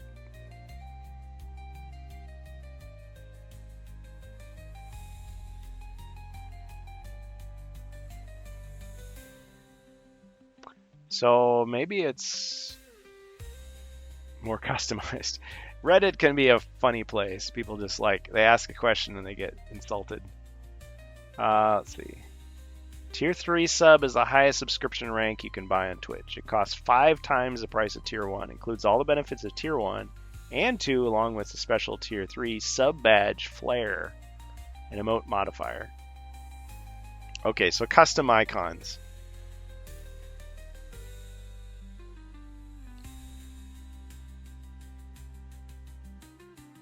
Well, if people want to give me money, that's nice, but I'm not going to demand it. It seems like you don't get very much for all this extra money you're paying. Unless you just want to give money to the streamer. Yeah, because they're saying, oh, you want to give more money to the streamer, and you just get... It's like those... Yeah, you might as well give a 10 times multiplier for that tier 3 then. It's like those donation drives they have for like public television. It's like, oh, you get this tote bag, this crappy tote bag that's worth $10, but you paid $100 for it. Well, really, you're giving them money, and it's like, oh, you get a door prize for it. Exclusive emotes. Well, once in a while, I'll go to somebody else's stream and I'll be like, oh yeah, I should post the orc emote right here, but it's like, oh, it's not there because I don't have it. It's like, oh shoot, well I could buy it. It's like, no, I don't buy it. It's silly. Yeah, so I think this is more like you like their content, you want them to have more money, even if they're just going to blow it at the casino, and so you just give them the money. It's like adding an extra tip at a restaurant. You like, yeah, they did such a good job. I want to put a smile on their face. I'll give a little extra. But But at the same time, if people are giving me that stuff, I kind of feel like now I feel obligated, like, oh, I should give them something. So if I can set it up so that by doing that they get something that looks cool rather than just something generic, I would. Yeah. And that's what I'm saying. At Rob. least raise your multiplier. So okay, Rob, for example, thank you, Rob. So he just gave me 100 bits. Okay, you didn't have to do that, but thank you. So because he did that, I get some extra money. So, okay, well, that'll offset a little bit of the t-shirts that I bought. Thank you. You're getting one anyway, because you're going to Gen Con. But, yeah, that's cool. Okay, well, thank you. Yeah, I'm much more like, I'm not going to tell people, oh, you have to do this or that. I would just say, follow us, subscribe on YouTube, and if that's all you want to do, that's fine. If you've got Prime Gaming and you want to use your subscription to do a tier 1 sub or gift a sub, I personally like to gift subs better than just get them. But yeah, that'd be cool. If you want to do the bits streaming, or cheering, that's fine. But I'm not as big on that. But I'm not going to say, oh, don't do it. You can't spend money. I think Twitch gets more of that than I do. But still, I'm not going to look down on you for doing it. Yeah, Gold Public. Like adding an extra tip at a restaurant. Well, see, that's the thing. Like, at restaurants, they expect you to, at least in America, they expect you to give a tip. Like, if you don't, like, you're seen as, like, stingy or, like, oh, that's going to hurt the person. But it's like an extra tip. Oh, you gave the minimum and you gave a little bit more to say, like, hey, you did a really good job. Thank you. Like, I want you to have this extra. Yeah, like saying keep the change. Like, you don't have to do that, but you wanted to. Yeah. So people who came here expecting a quest would be, like, disappointed. Like, what? I wanted to see you play against the Ogre Horde. It's like, I'm sorry. We ended up talking instead. But at least you got to hear our conversation. You got to participate in it. So at least, if that was worth something to you, great. And then on YouTube, people will be watching this and going, yeah, we already know. We already know Wizards of Morcar is coming out on this particular date. Well, what else? Because you got to jump in the pool if you haven't melted already. Is there anything else we need to talk about? I already jumped in the pool. You already jumped in the pool. Yeah. Yep. Didn't drop your phone in. So I got the phone in the cup holder. Okay, well, I always think of, did you ever play the second Teenage Mutant Ninja Turtles arcade game, Turtles in Time? Kind of an obscure reference. Yeah. Okay, Yes, I have. Yeah, and is it when you hit the fire extinguisher, you're like, cool off, sucker? That kept popping into my head, that line, cool off, sucker. Yeah. Yeah. There's a couple crazier games like the Turtles in Time that where when you do have all 4 people and it really gets going. Pretty cool. Yeah, pretty fun. The one thing about the arcade games that like stayed that way is that it was always multiplayer, or at least most of them were multiplayer.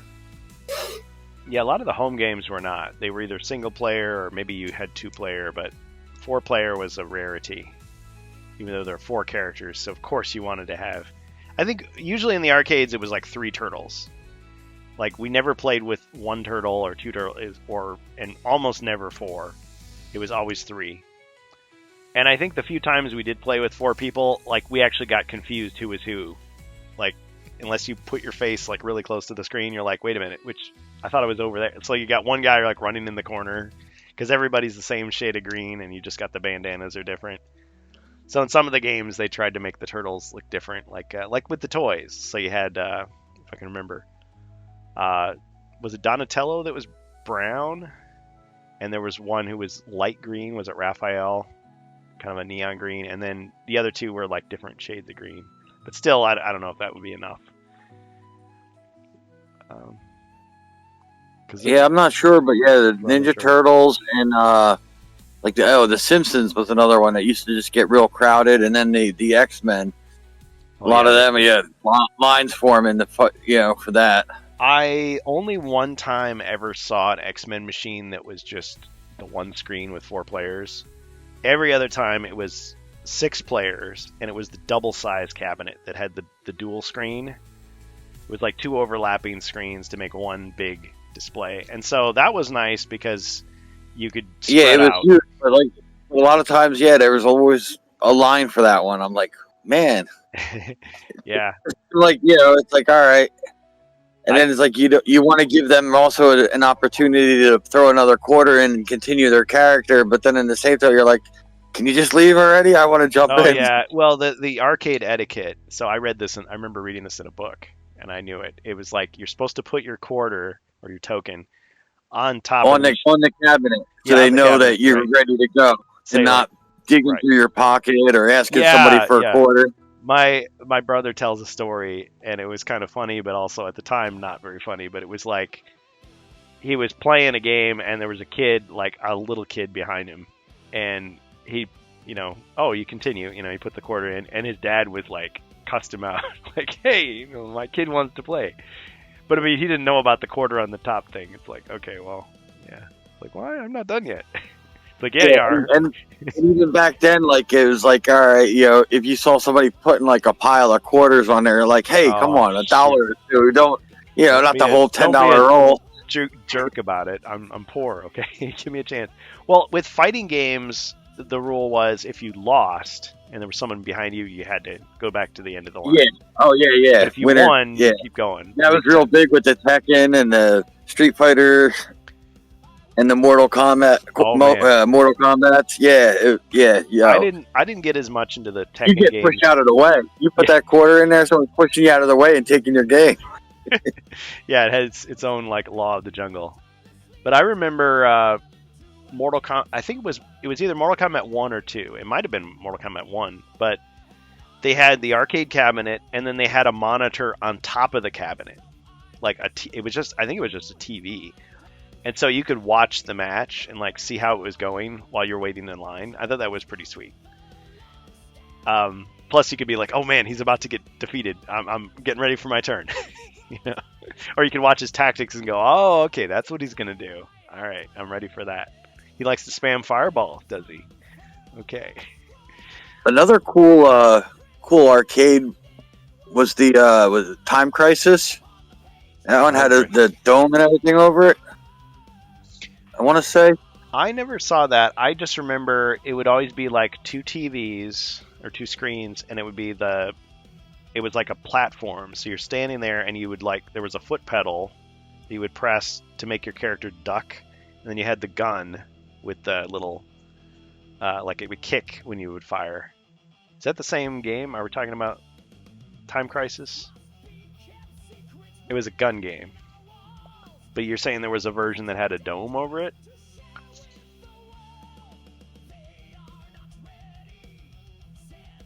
I'll have to look. I don't know. Arcades used to be such a big thing, but these days I occasionally, rarely, will get to go to something and see what they've got. I miss a lot of regular arcade games. I want to say there was like because each person got in their own side, and there was like a little like dome kind of that came down, so like you really didn't see the people walking around you. Whereas like it was almost like a shield. Like a shield. You know what I mean? So like so like there was no glare or nothing. It was pretty cool. I don't know if they were all set up like that, but I want to say I saw 2 or 3 of them like that, where you're in there with the gun, but there's like almost no distractions. You really have a good angle at the machine, and there's like no glare. You're but bringing I don't know if it was a cabinet that was maybe retrofitted, or if it was put out that way. I'll have to look it up, but yeah, it's whether it was something special or just something the arcade operator rigged up. I mean, that's a really cool idea. I like that when they go that extra mile. I think there's definitely, and this could be a whole stream, but a gap when it comes to arcades nowadays. Like, people acknowledge like people who are my age, like late 40s, early 50s, or even older, you've got the classics, right? What we think of like Asteroids and Pac-Man and Rally X and all that stuff.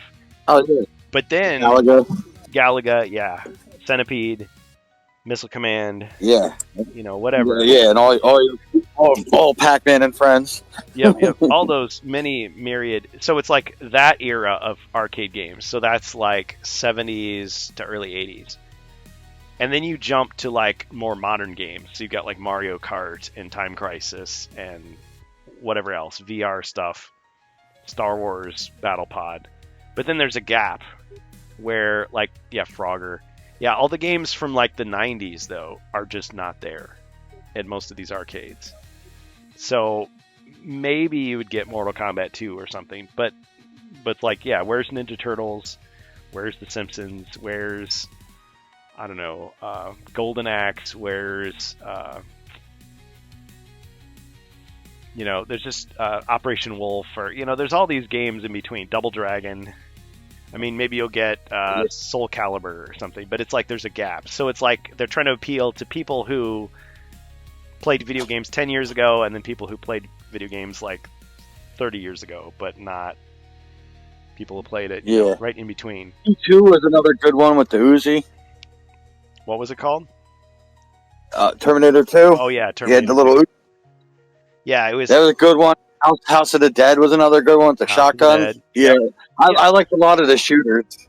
Yeah, but there was a good amount of motorcycle and racing, different racing games for a while too. You always had to have Daytona. Yeah, Cruising USA was big for a while. Cruising USA, Cruising Exotica. The Need for Speeds. Yep, Ridge Racer. But I mean, it's like the gimmick, versus the old clunky cabinets where you used to have like the pedal and the steering wheel to actually sitting down and feeling like you're racing. Yeah, well, it's like they go for different types. So you've got the gimmick games that you can't really have that same experience at home. So the light gun games, the driving simulators, the motorcycle games. Okay, those all make sense. But it's like you're missing just the regular joystick games in between. And they don't have to be like versus fighters. They could just be, just regular, like Final Fight, games like that. But yeah, you got your shooters, you got your beat 'em ups, you got your puzzle games. When was the last time you saw Tetris in an arcade?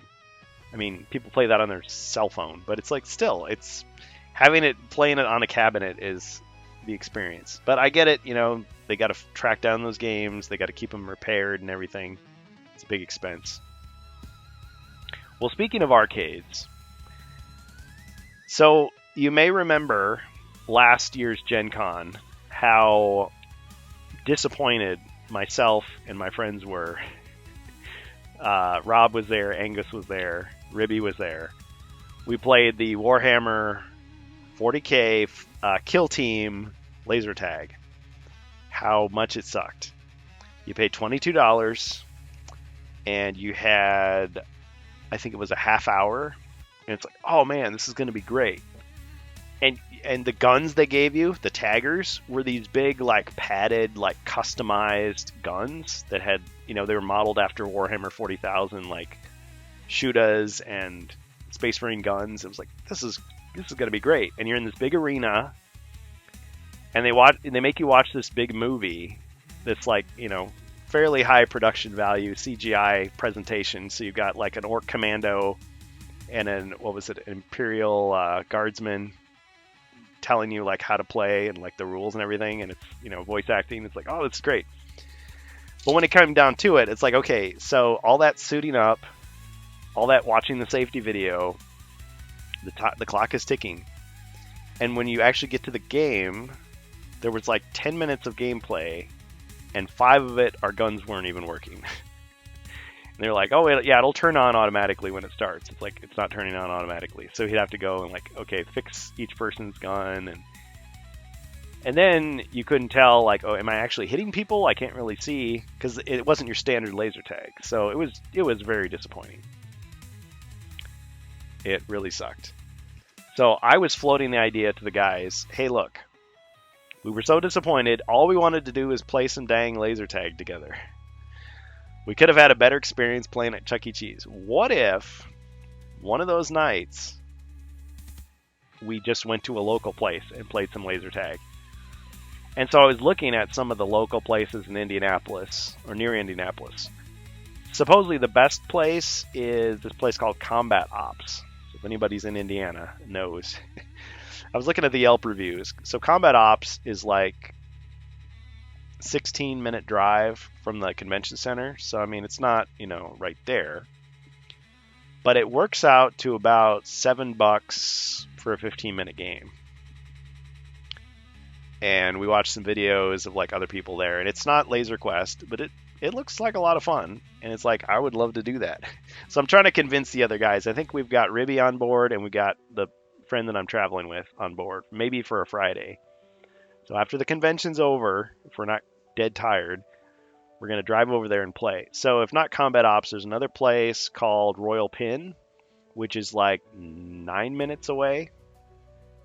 And it's slightly smaller, but it's about the same price. It works out to about the same price for laser tag. So we might go there. And these places are arcades too, and they have food. I don't know how good the food is, but maybe we could grab some snacks or something. Grab a pizza. I would say was it 16-bit bar? In Indianapolis? There's another one. I want to say it's in Indianapolis. I'll have to look that up. 16-bit bar. And near me, there's a retro arcade, and you buy a wristband, and it's all you can play for like 3 or 4 hours. Well, and not only do they have arcade games, they also have consoles there. You could pick a console, sit down on a couch, and play if that's how you want to use your time. Okay, this looks like a fairly small place. Yeah, barcades are a thing where I live too. Yeah, well, it's kind of where now because there's no real, not a lot of standalone arcades like there used to be. Oh, I like their selection. They got Bad Dudes, they got Joust. See, some of it's just based on the game. Of course, you may show up and it's like, oh, it's broken. They're servicing it. Shoot, they got Road Blasters. Oh man, they've got Superman. Of course, the movie's coming out, or it's out. Tron. They've got Turtles. Okay, well, I'm gonna go ahead and link it. Whether we end up going or not, I'm gonna post it. This is non-sponsored, but yeah, I would definitely support a good arcade. I mean, even there was one barcade I went to. They had every game I dreamed of, but the problem is most of the games had something wrong. Like one of the joysticks would be broken, or the coin mech was broken, or the sound was you couldn't hear the sound. There's something wrong. I mean, right, and they used to be everywhere though. Like you used to walk into a pizzeria. There's 2 arcade machines. You walk into the deli. There's an arcade machine. Exactly. Like convenience stores. A lot of laundromats. It's like, all right, you got 2 consoles there, and you got like 2 vending machines. Yeah. And you're good. You're spending all your quarters. Your laundry quarters on doing playing games, but you're having fun while you're doing laundry. Yeah, rather than just watching your tidy whities going around in a circle. Now, one thing I have noticed is I do see arcade machines at laundromats and stuff. Movie theaters. Yeah. Oh, well, the thing is, movie theaters. There's a lot. While you're waiting. Usually though, unless they have a dedicated arcade, movie theaters are a good example because a lot of them do have maybe they'll have 1-lane bowling and they'll have a variety of machines. The laundromats and stuff, they'll usually have a 1 machine, but it'll be one of these multi-game cabinets, which used to be 100% illegal. They were just bootlegs of MAME or whatever. But nowadays, I guess technically some of them are. But some of them, it's like, okay, wait a minute.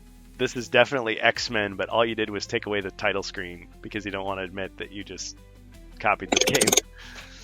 But yeah, you could play it. Or there'll be hacks of other games where it's clearly just a PC inside a cabinet. Well, it's better than nothing. But there's definitely some nostalgia of just walking into an arcade and just seeing like just rows and rows of games and hearing all the noise from all those machines and being like, "Yep, that's how it used to be." And just walking down the rows looking for the one that you want to play. But the disappointment of sitting there and going, "Oh shoot, it doesn't even work," because they couldn't afford. I mean, the electric bill must be through the roof. Well, anyway, we're hoping to get some laser tag in, and if it's just 3 of us, I mean that's still a good time. We can rub it in the other guys' faces that they missed all this. There is a video when I tried to do the Warhammer laser tag. I had a GoPro on my head because I was thinking like, oh man, this will be cool. Like you can, but it wasn't. You could just see me like looking down at my gun, going, it's not working. Hitting the button ineffectively, shooting off in the distance. You know, you see me just kind of like randomly firing. It's pretty sad. So if I can get a GoPro, I'm gonna be able to pick one up.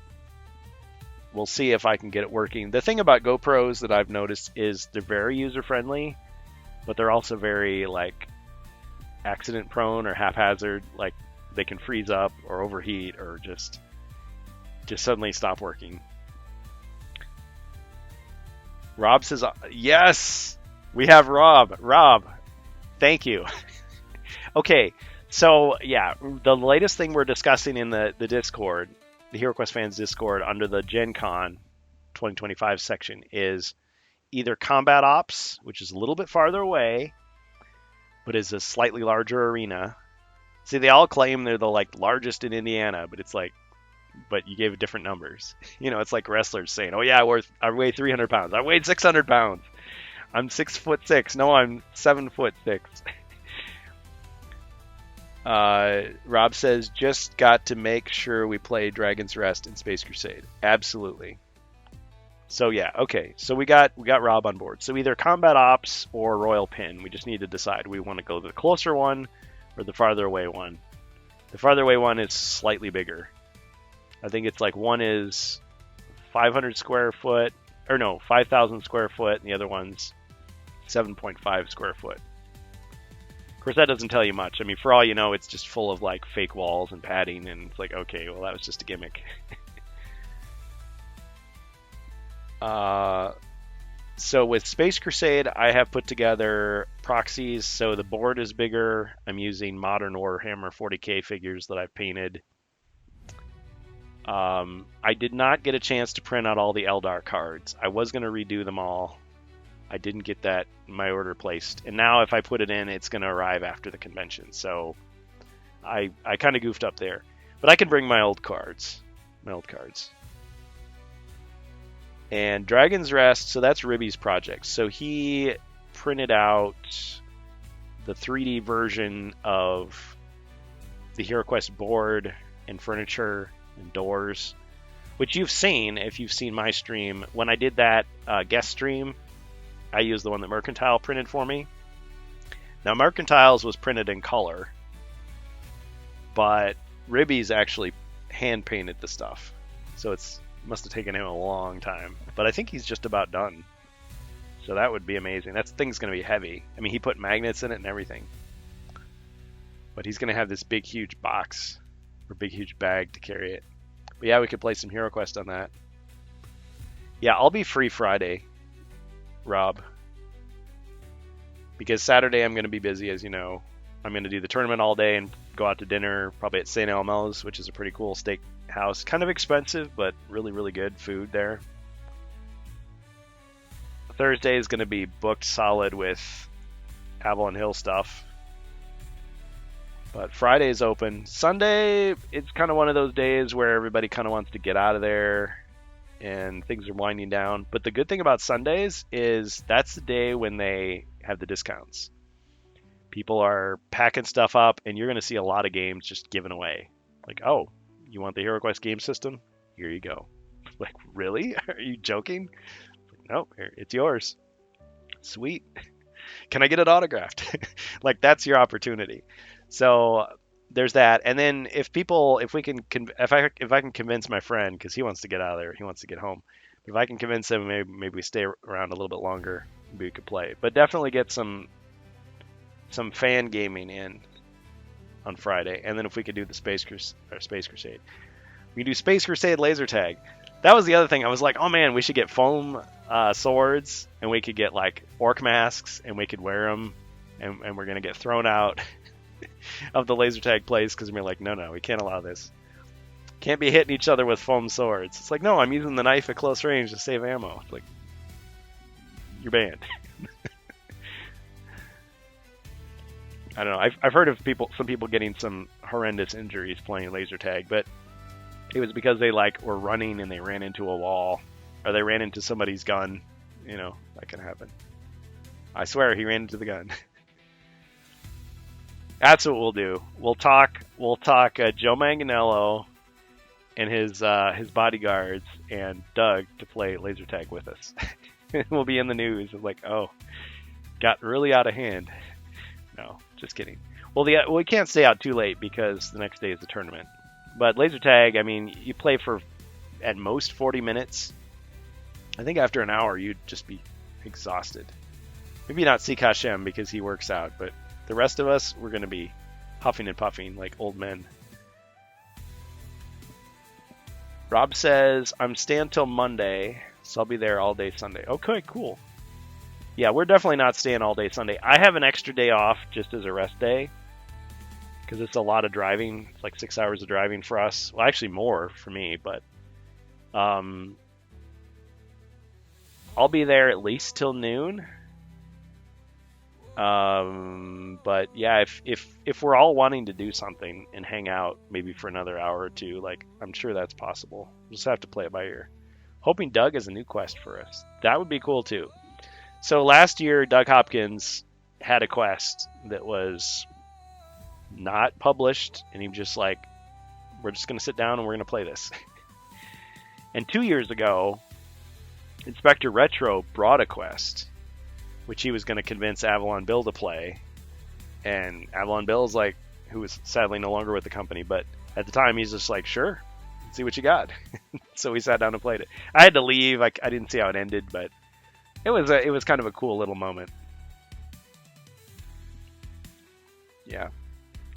Okay, guys. Well, pretty cool that you could have been playtesting for Doug and not even known it. Yeah. Well, he had some cool little ideas. One of them was it was based on the Frozen Horror. I think I can tell you this. I didn't sign anything. It says otherwise. It was based on the Frozen Horror, and you would fight the boss, but to beat him, you had to like destroy these torches, like they were the source of his power. So, and there was a big pit that you had to avoid. But I want to say it was, I can't remember what character he was, but Angus McBain, who's regular on the streams, his character got killed, and it was like, oh shoot. And Doug was just like, okay, you come back as a mercenary. Like, oh, okay. So his mercenary runs in, and he was just saying, I want to keep everybody going. So yeah, if your character dies, you get replaced by a mercenary or an animal companion. So, but yeah, it was like, oh, okay, we're destroying the torches. You know, if we could just survive long enough, we can take out the Frozen Horror. So it was I'm sure he was practicing with us, playtesting, using us as guinea pigs. Yeah, I haven't played through Spirit Queen's Torment, Prophecy of Telor. I haven't played through First Light, except for the first quest.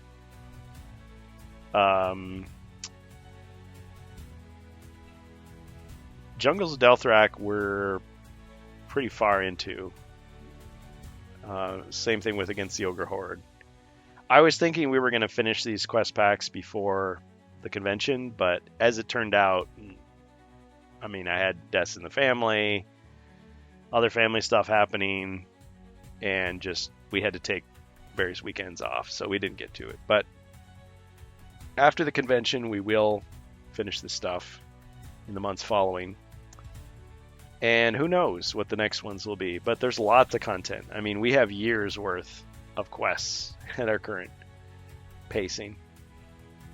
But yeah, if they announce something new, that's fine. It's a little anticlimactic though with Joe's stuff because it's like we've already played his quest pack in full. But that doesn't mean that it has to be boring. I mean, I haven't played it as a hero. And of course, as we know, whoever Zargon can, add his own stuff.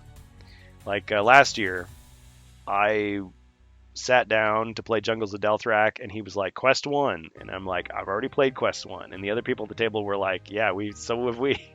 Can we do Quest 2? It's like, okay. Now, we weren't ready for Quest 2. We didn't know that. It was pretty hard. Everybody but one died. So, like, one hero escaped. But, I mean, we also had 5 heroes playing. Like, that's not the normal way you play. But the Zargon he was adaptable. He was flexible. He was chill about it, so he let it happen. I think it'd be interesting if we got Joe to run the quest. Now, that's probably asking a lot. He's probably going to duck out after the autographs and we won't see him again. But who knows? If he sticks around. The other thing I want to ask him is, how would this work as a D&D mission? Like, if you use D&D 5e, would this be more interesting or less? Would it be more your speed? So, all right. Well, I think, again, kind of an unusual stream. We were going to play a game, but we ended up just talking. But I've enjoyed our conversation with Glasgow and yourself. So, Jacer, anything else you want to say for now about Gen Con or about HeroQuest?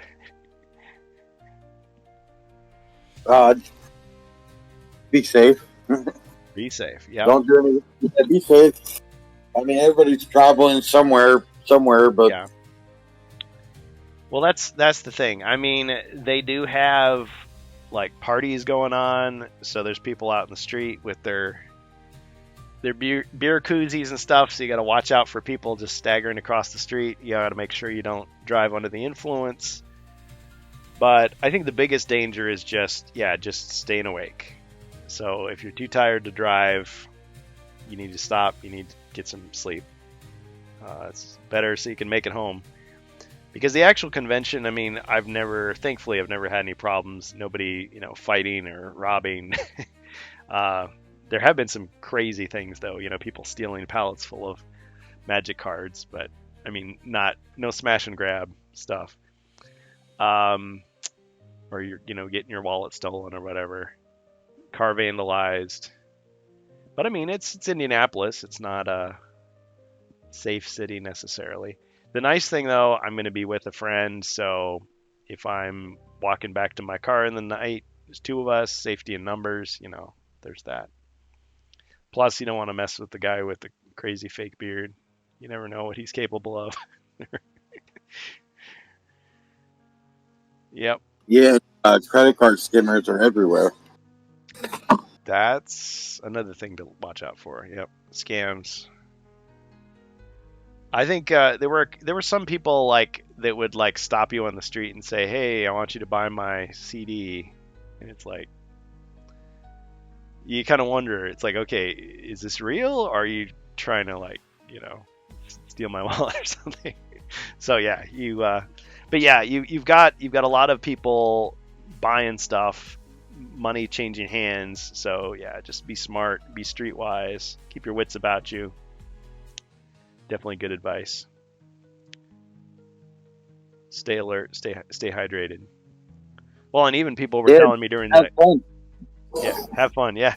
Well, during the tournament, the 9 hours, like I played for 4 hours, and I was starting to realize like, oh, I'm constantly like bending over the table. My back is going to be like killing me by the end of the evening if I do this. So.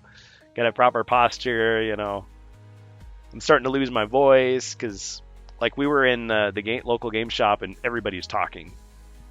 So you're almost like you're at a bar. You're like trying to talk loud over the music or over the other people, and so you're starting to get dry. So I'll probably need a water bottle or chew gum or something. But yeah, it's about having fun, good, clean, safe fun. So yep. But I've done it twice now, and last year I went by myself, so it is possible. But it's definitely better with friends, and I was really privileged to meet up with other people from the community last year, so I wasn't just by myself. And this year it's going to be the same way. Plus, I'm traveling with a friend, so we can share the driving and all that. Yep, I'm looking forward to it for sure. And we'll definitely do our streams, not the regular streams, but we'll do some kind of stream. So last year we did stuff afterward. So that night we just kind of did a recap. Day one, this is what we saw, this is our reaction. And basically Ribby and I just like passed out, and then Glasgow and I forget, was it Bohemius? Somebody else, maybe Carnival. There was like some other people that came on and had a whole conversation after we left, because we just kept the cameras going. It's like, okay, we might do something like that. Post pictures, post little video clips. But I'm sure other people will just be lighting up the Discord with whatever news we get. I'm sure there'll be stuff the day before as they're setting up.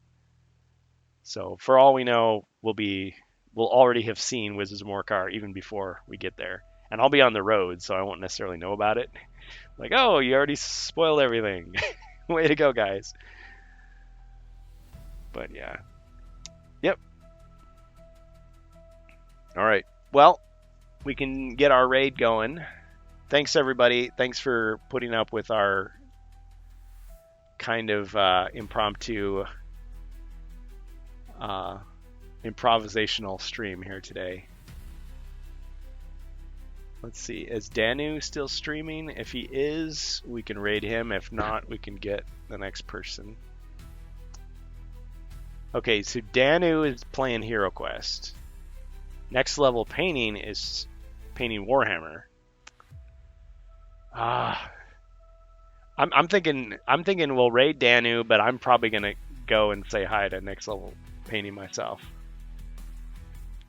Is that cool?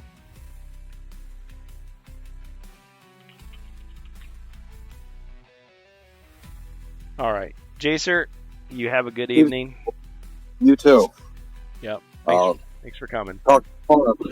Yeah, if you're here tomorrow, we're playing Jungles of Delthrak, and I will be on schedule for that one. We will play. But yeah, for now, we didn't make any progress on Against the Ogre Horde, but we will play Jungles of Delthrak tomorrow night. And then, like I was saying, August 1st and 2nd, we will be off. There will be no official stream, but we will be reporting as best we can from Gen Con. So look for some type of video either on Twitch or on XSC3, home of HeroQuest fans, on YouTube. So Thursday, July 31st, we have events in the morning, like from 9 a.m. local time, which is Eastern time, until like 6 p.m. So worst case scenario, we do something, let's say at 7 or at 8, because we got to get up early the next day. But best case scenario, we could have something maybe at noon, or post a couple pictures, couple videos, video clips, at least some news posts, some text, something. And other people, I'm sure, will be reporting as well. So look out for AshQuest, Malgamash, Sir Death Vids, Elviler.com, back on YouTube, LaGuardia de Morcar, Dungeon Master, maybe Jordan Sorcery will be doing something. Sikashem, I forget the name of his YouTube. Bourbon and Board Games is Ribby. Always Bored, Never Boring.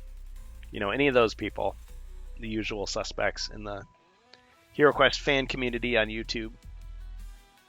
So yeah, be looking for that. And you folks who are on the HeroQuest fans Discord, please cross post.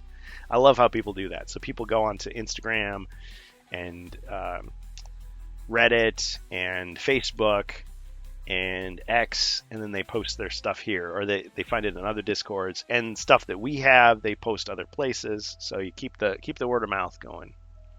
It's all great. It's all helpful. All right, we're going to end the stream here, and we'll go ahead and raid Danu, who's playing HeroQuest. Oh, yes, Rob. Sorry, Rob. Rob Champ. What's the name of your YouTube? You can post it in the Twitch if you want, because Rob Champ has a YouTube as well. He's got a YouTube. Sound like an old man. I am. He's a YouTuber. Yeah, share it. Oh, I never use it. Well, I mean, that's the thing though. You may not be a regular streamer or post videos, but you can say, hey, look, here's these cool dice I got. This is what they look like. Like that was a video. I used your clip in one of my videos. So thank you for that. All right. So let's get the raid set up. So we're going to raid Danu LDVEL H. But also check out Next Level Painting. He's a really cool streamer. Very talented painter. I've learned a lot from him too.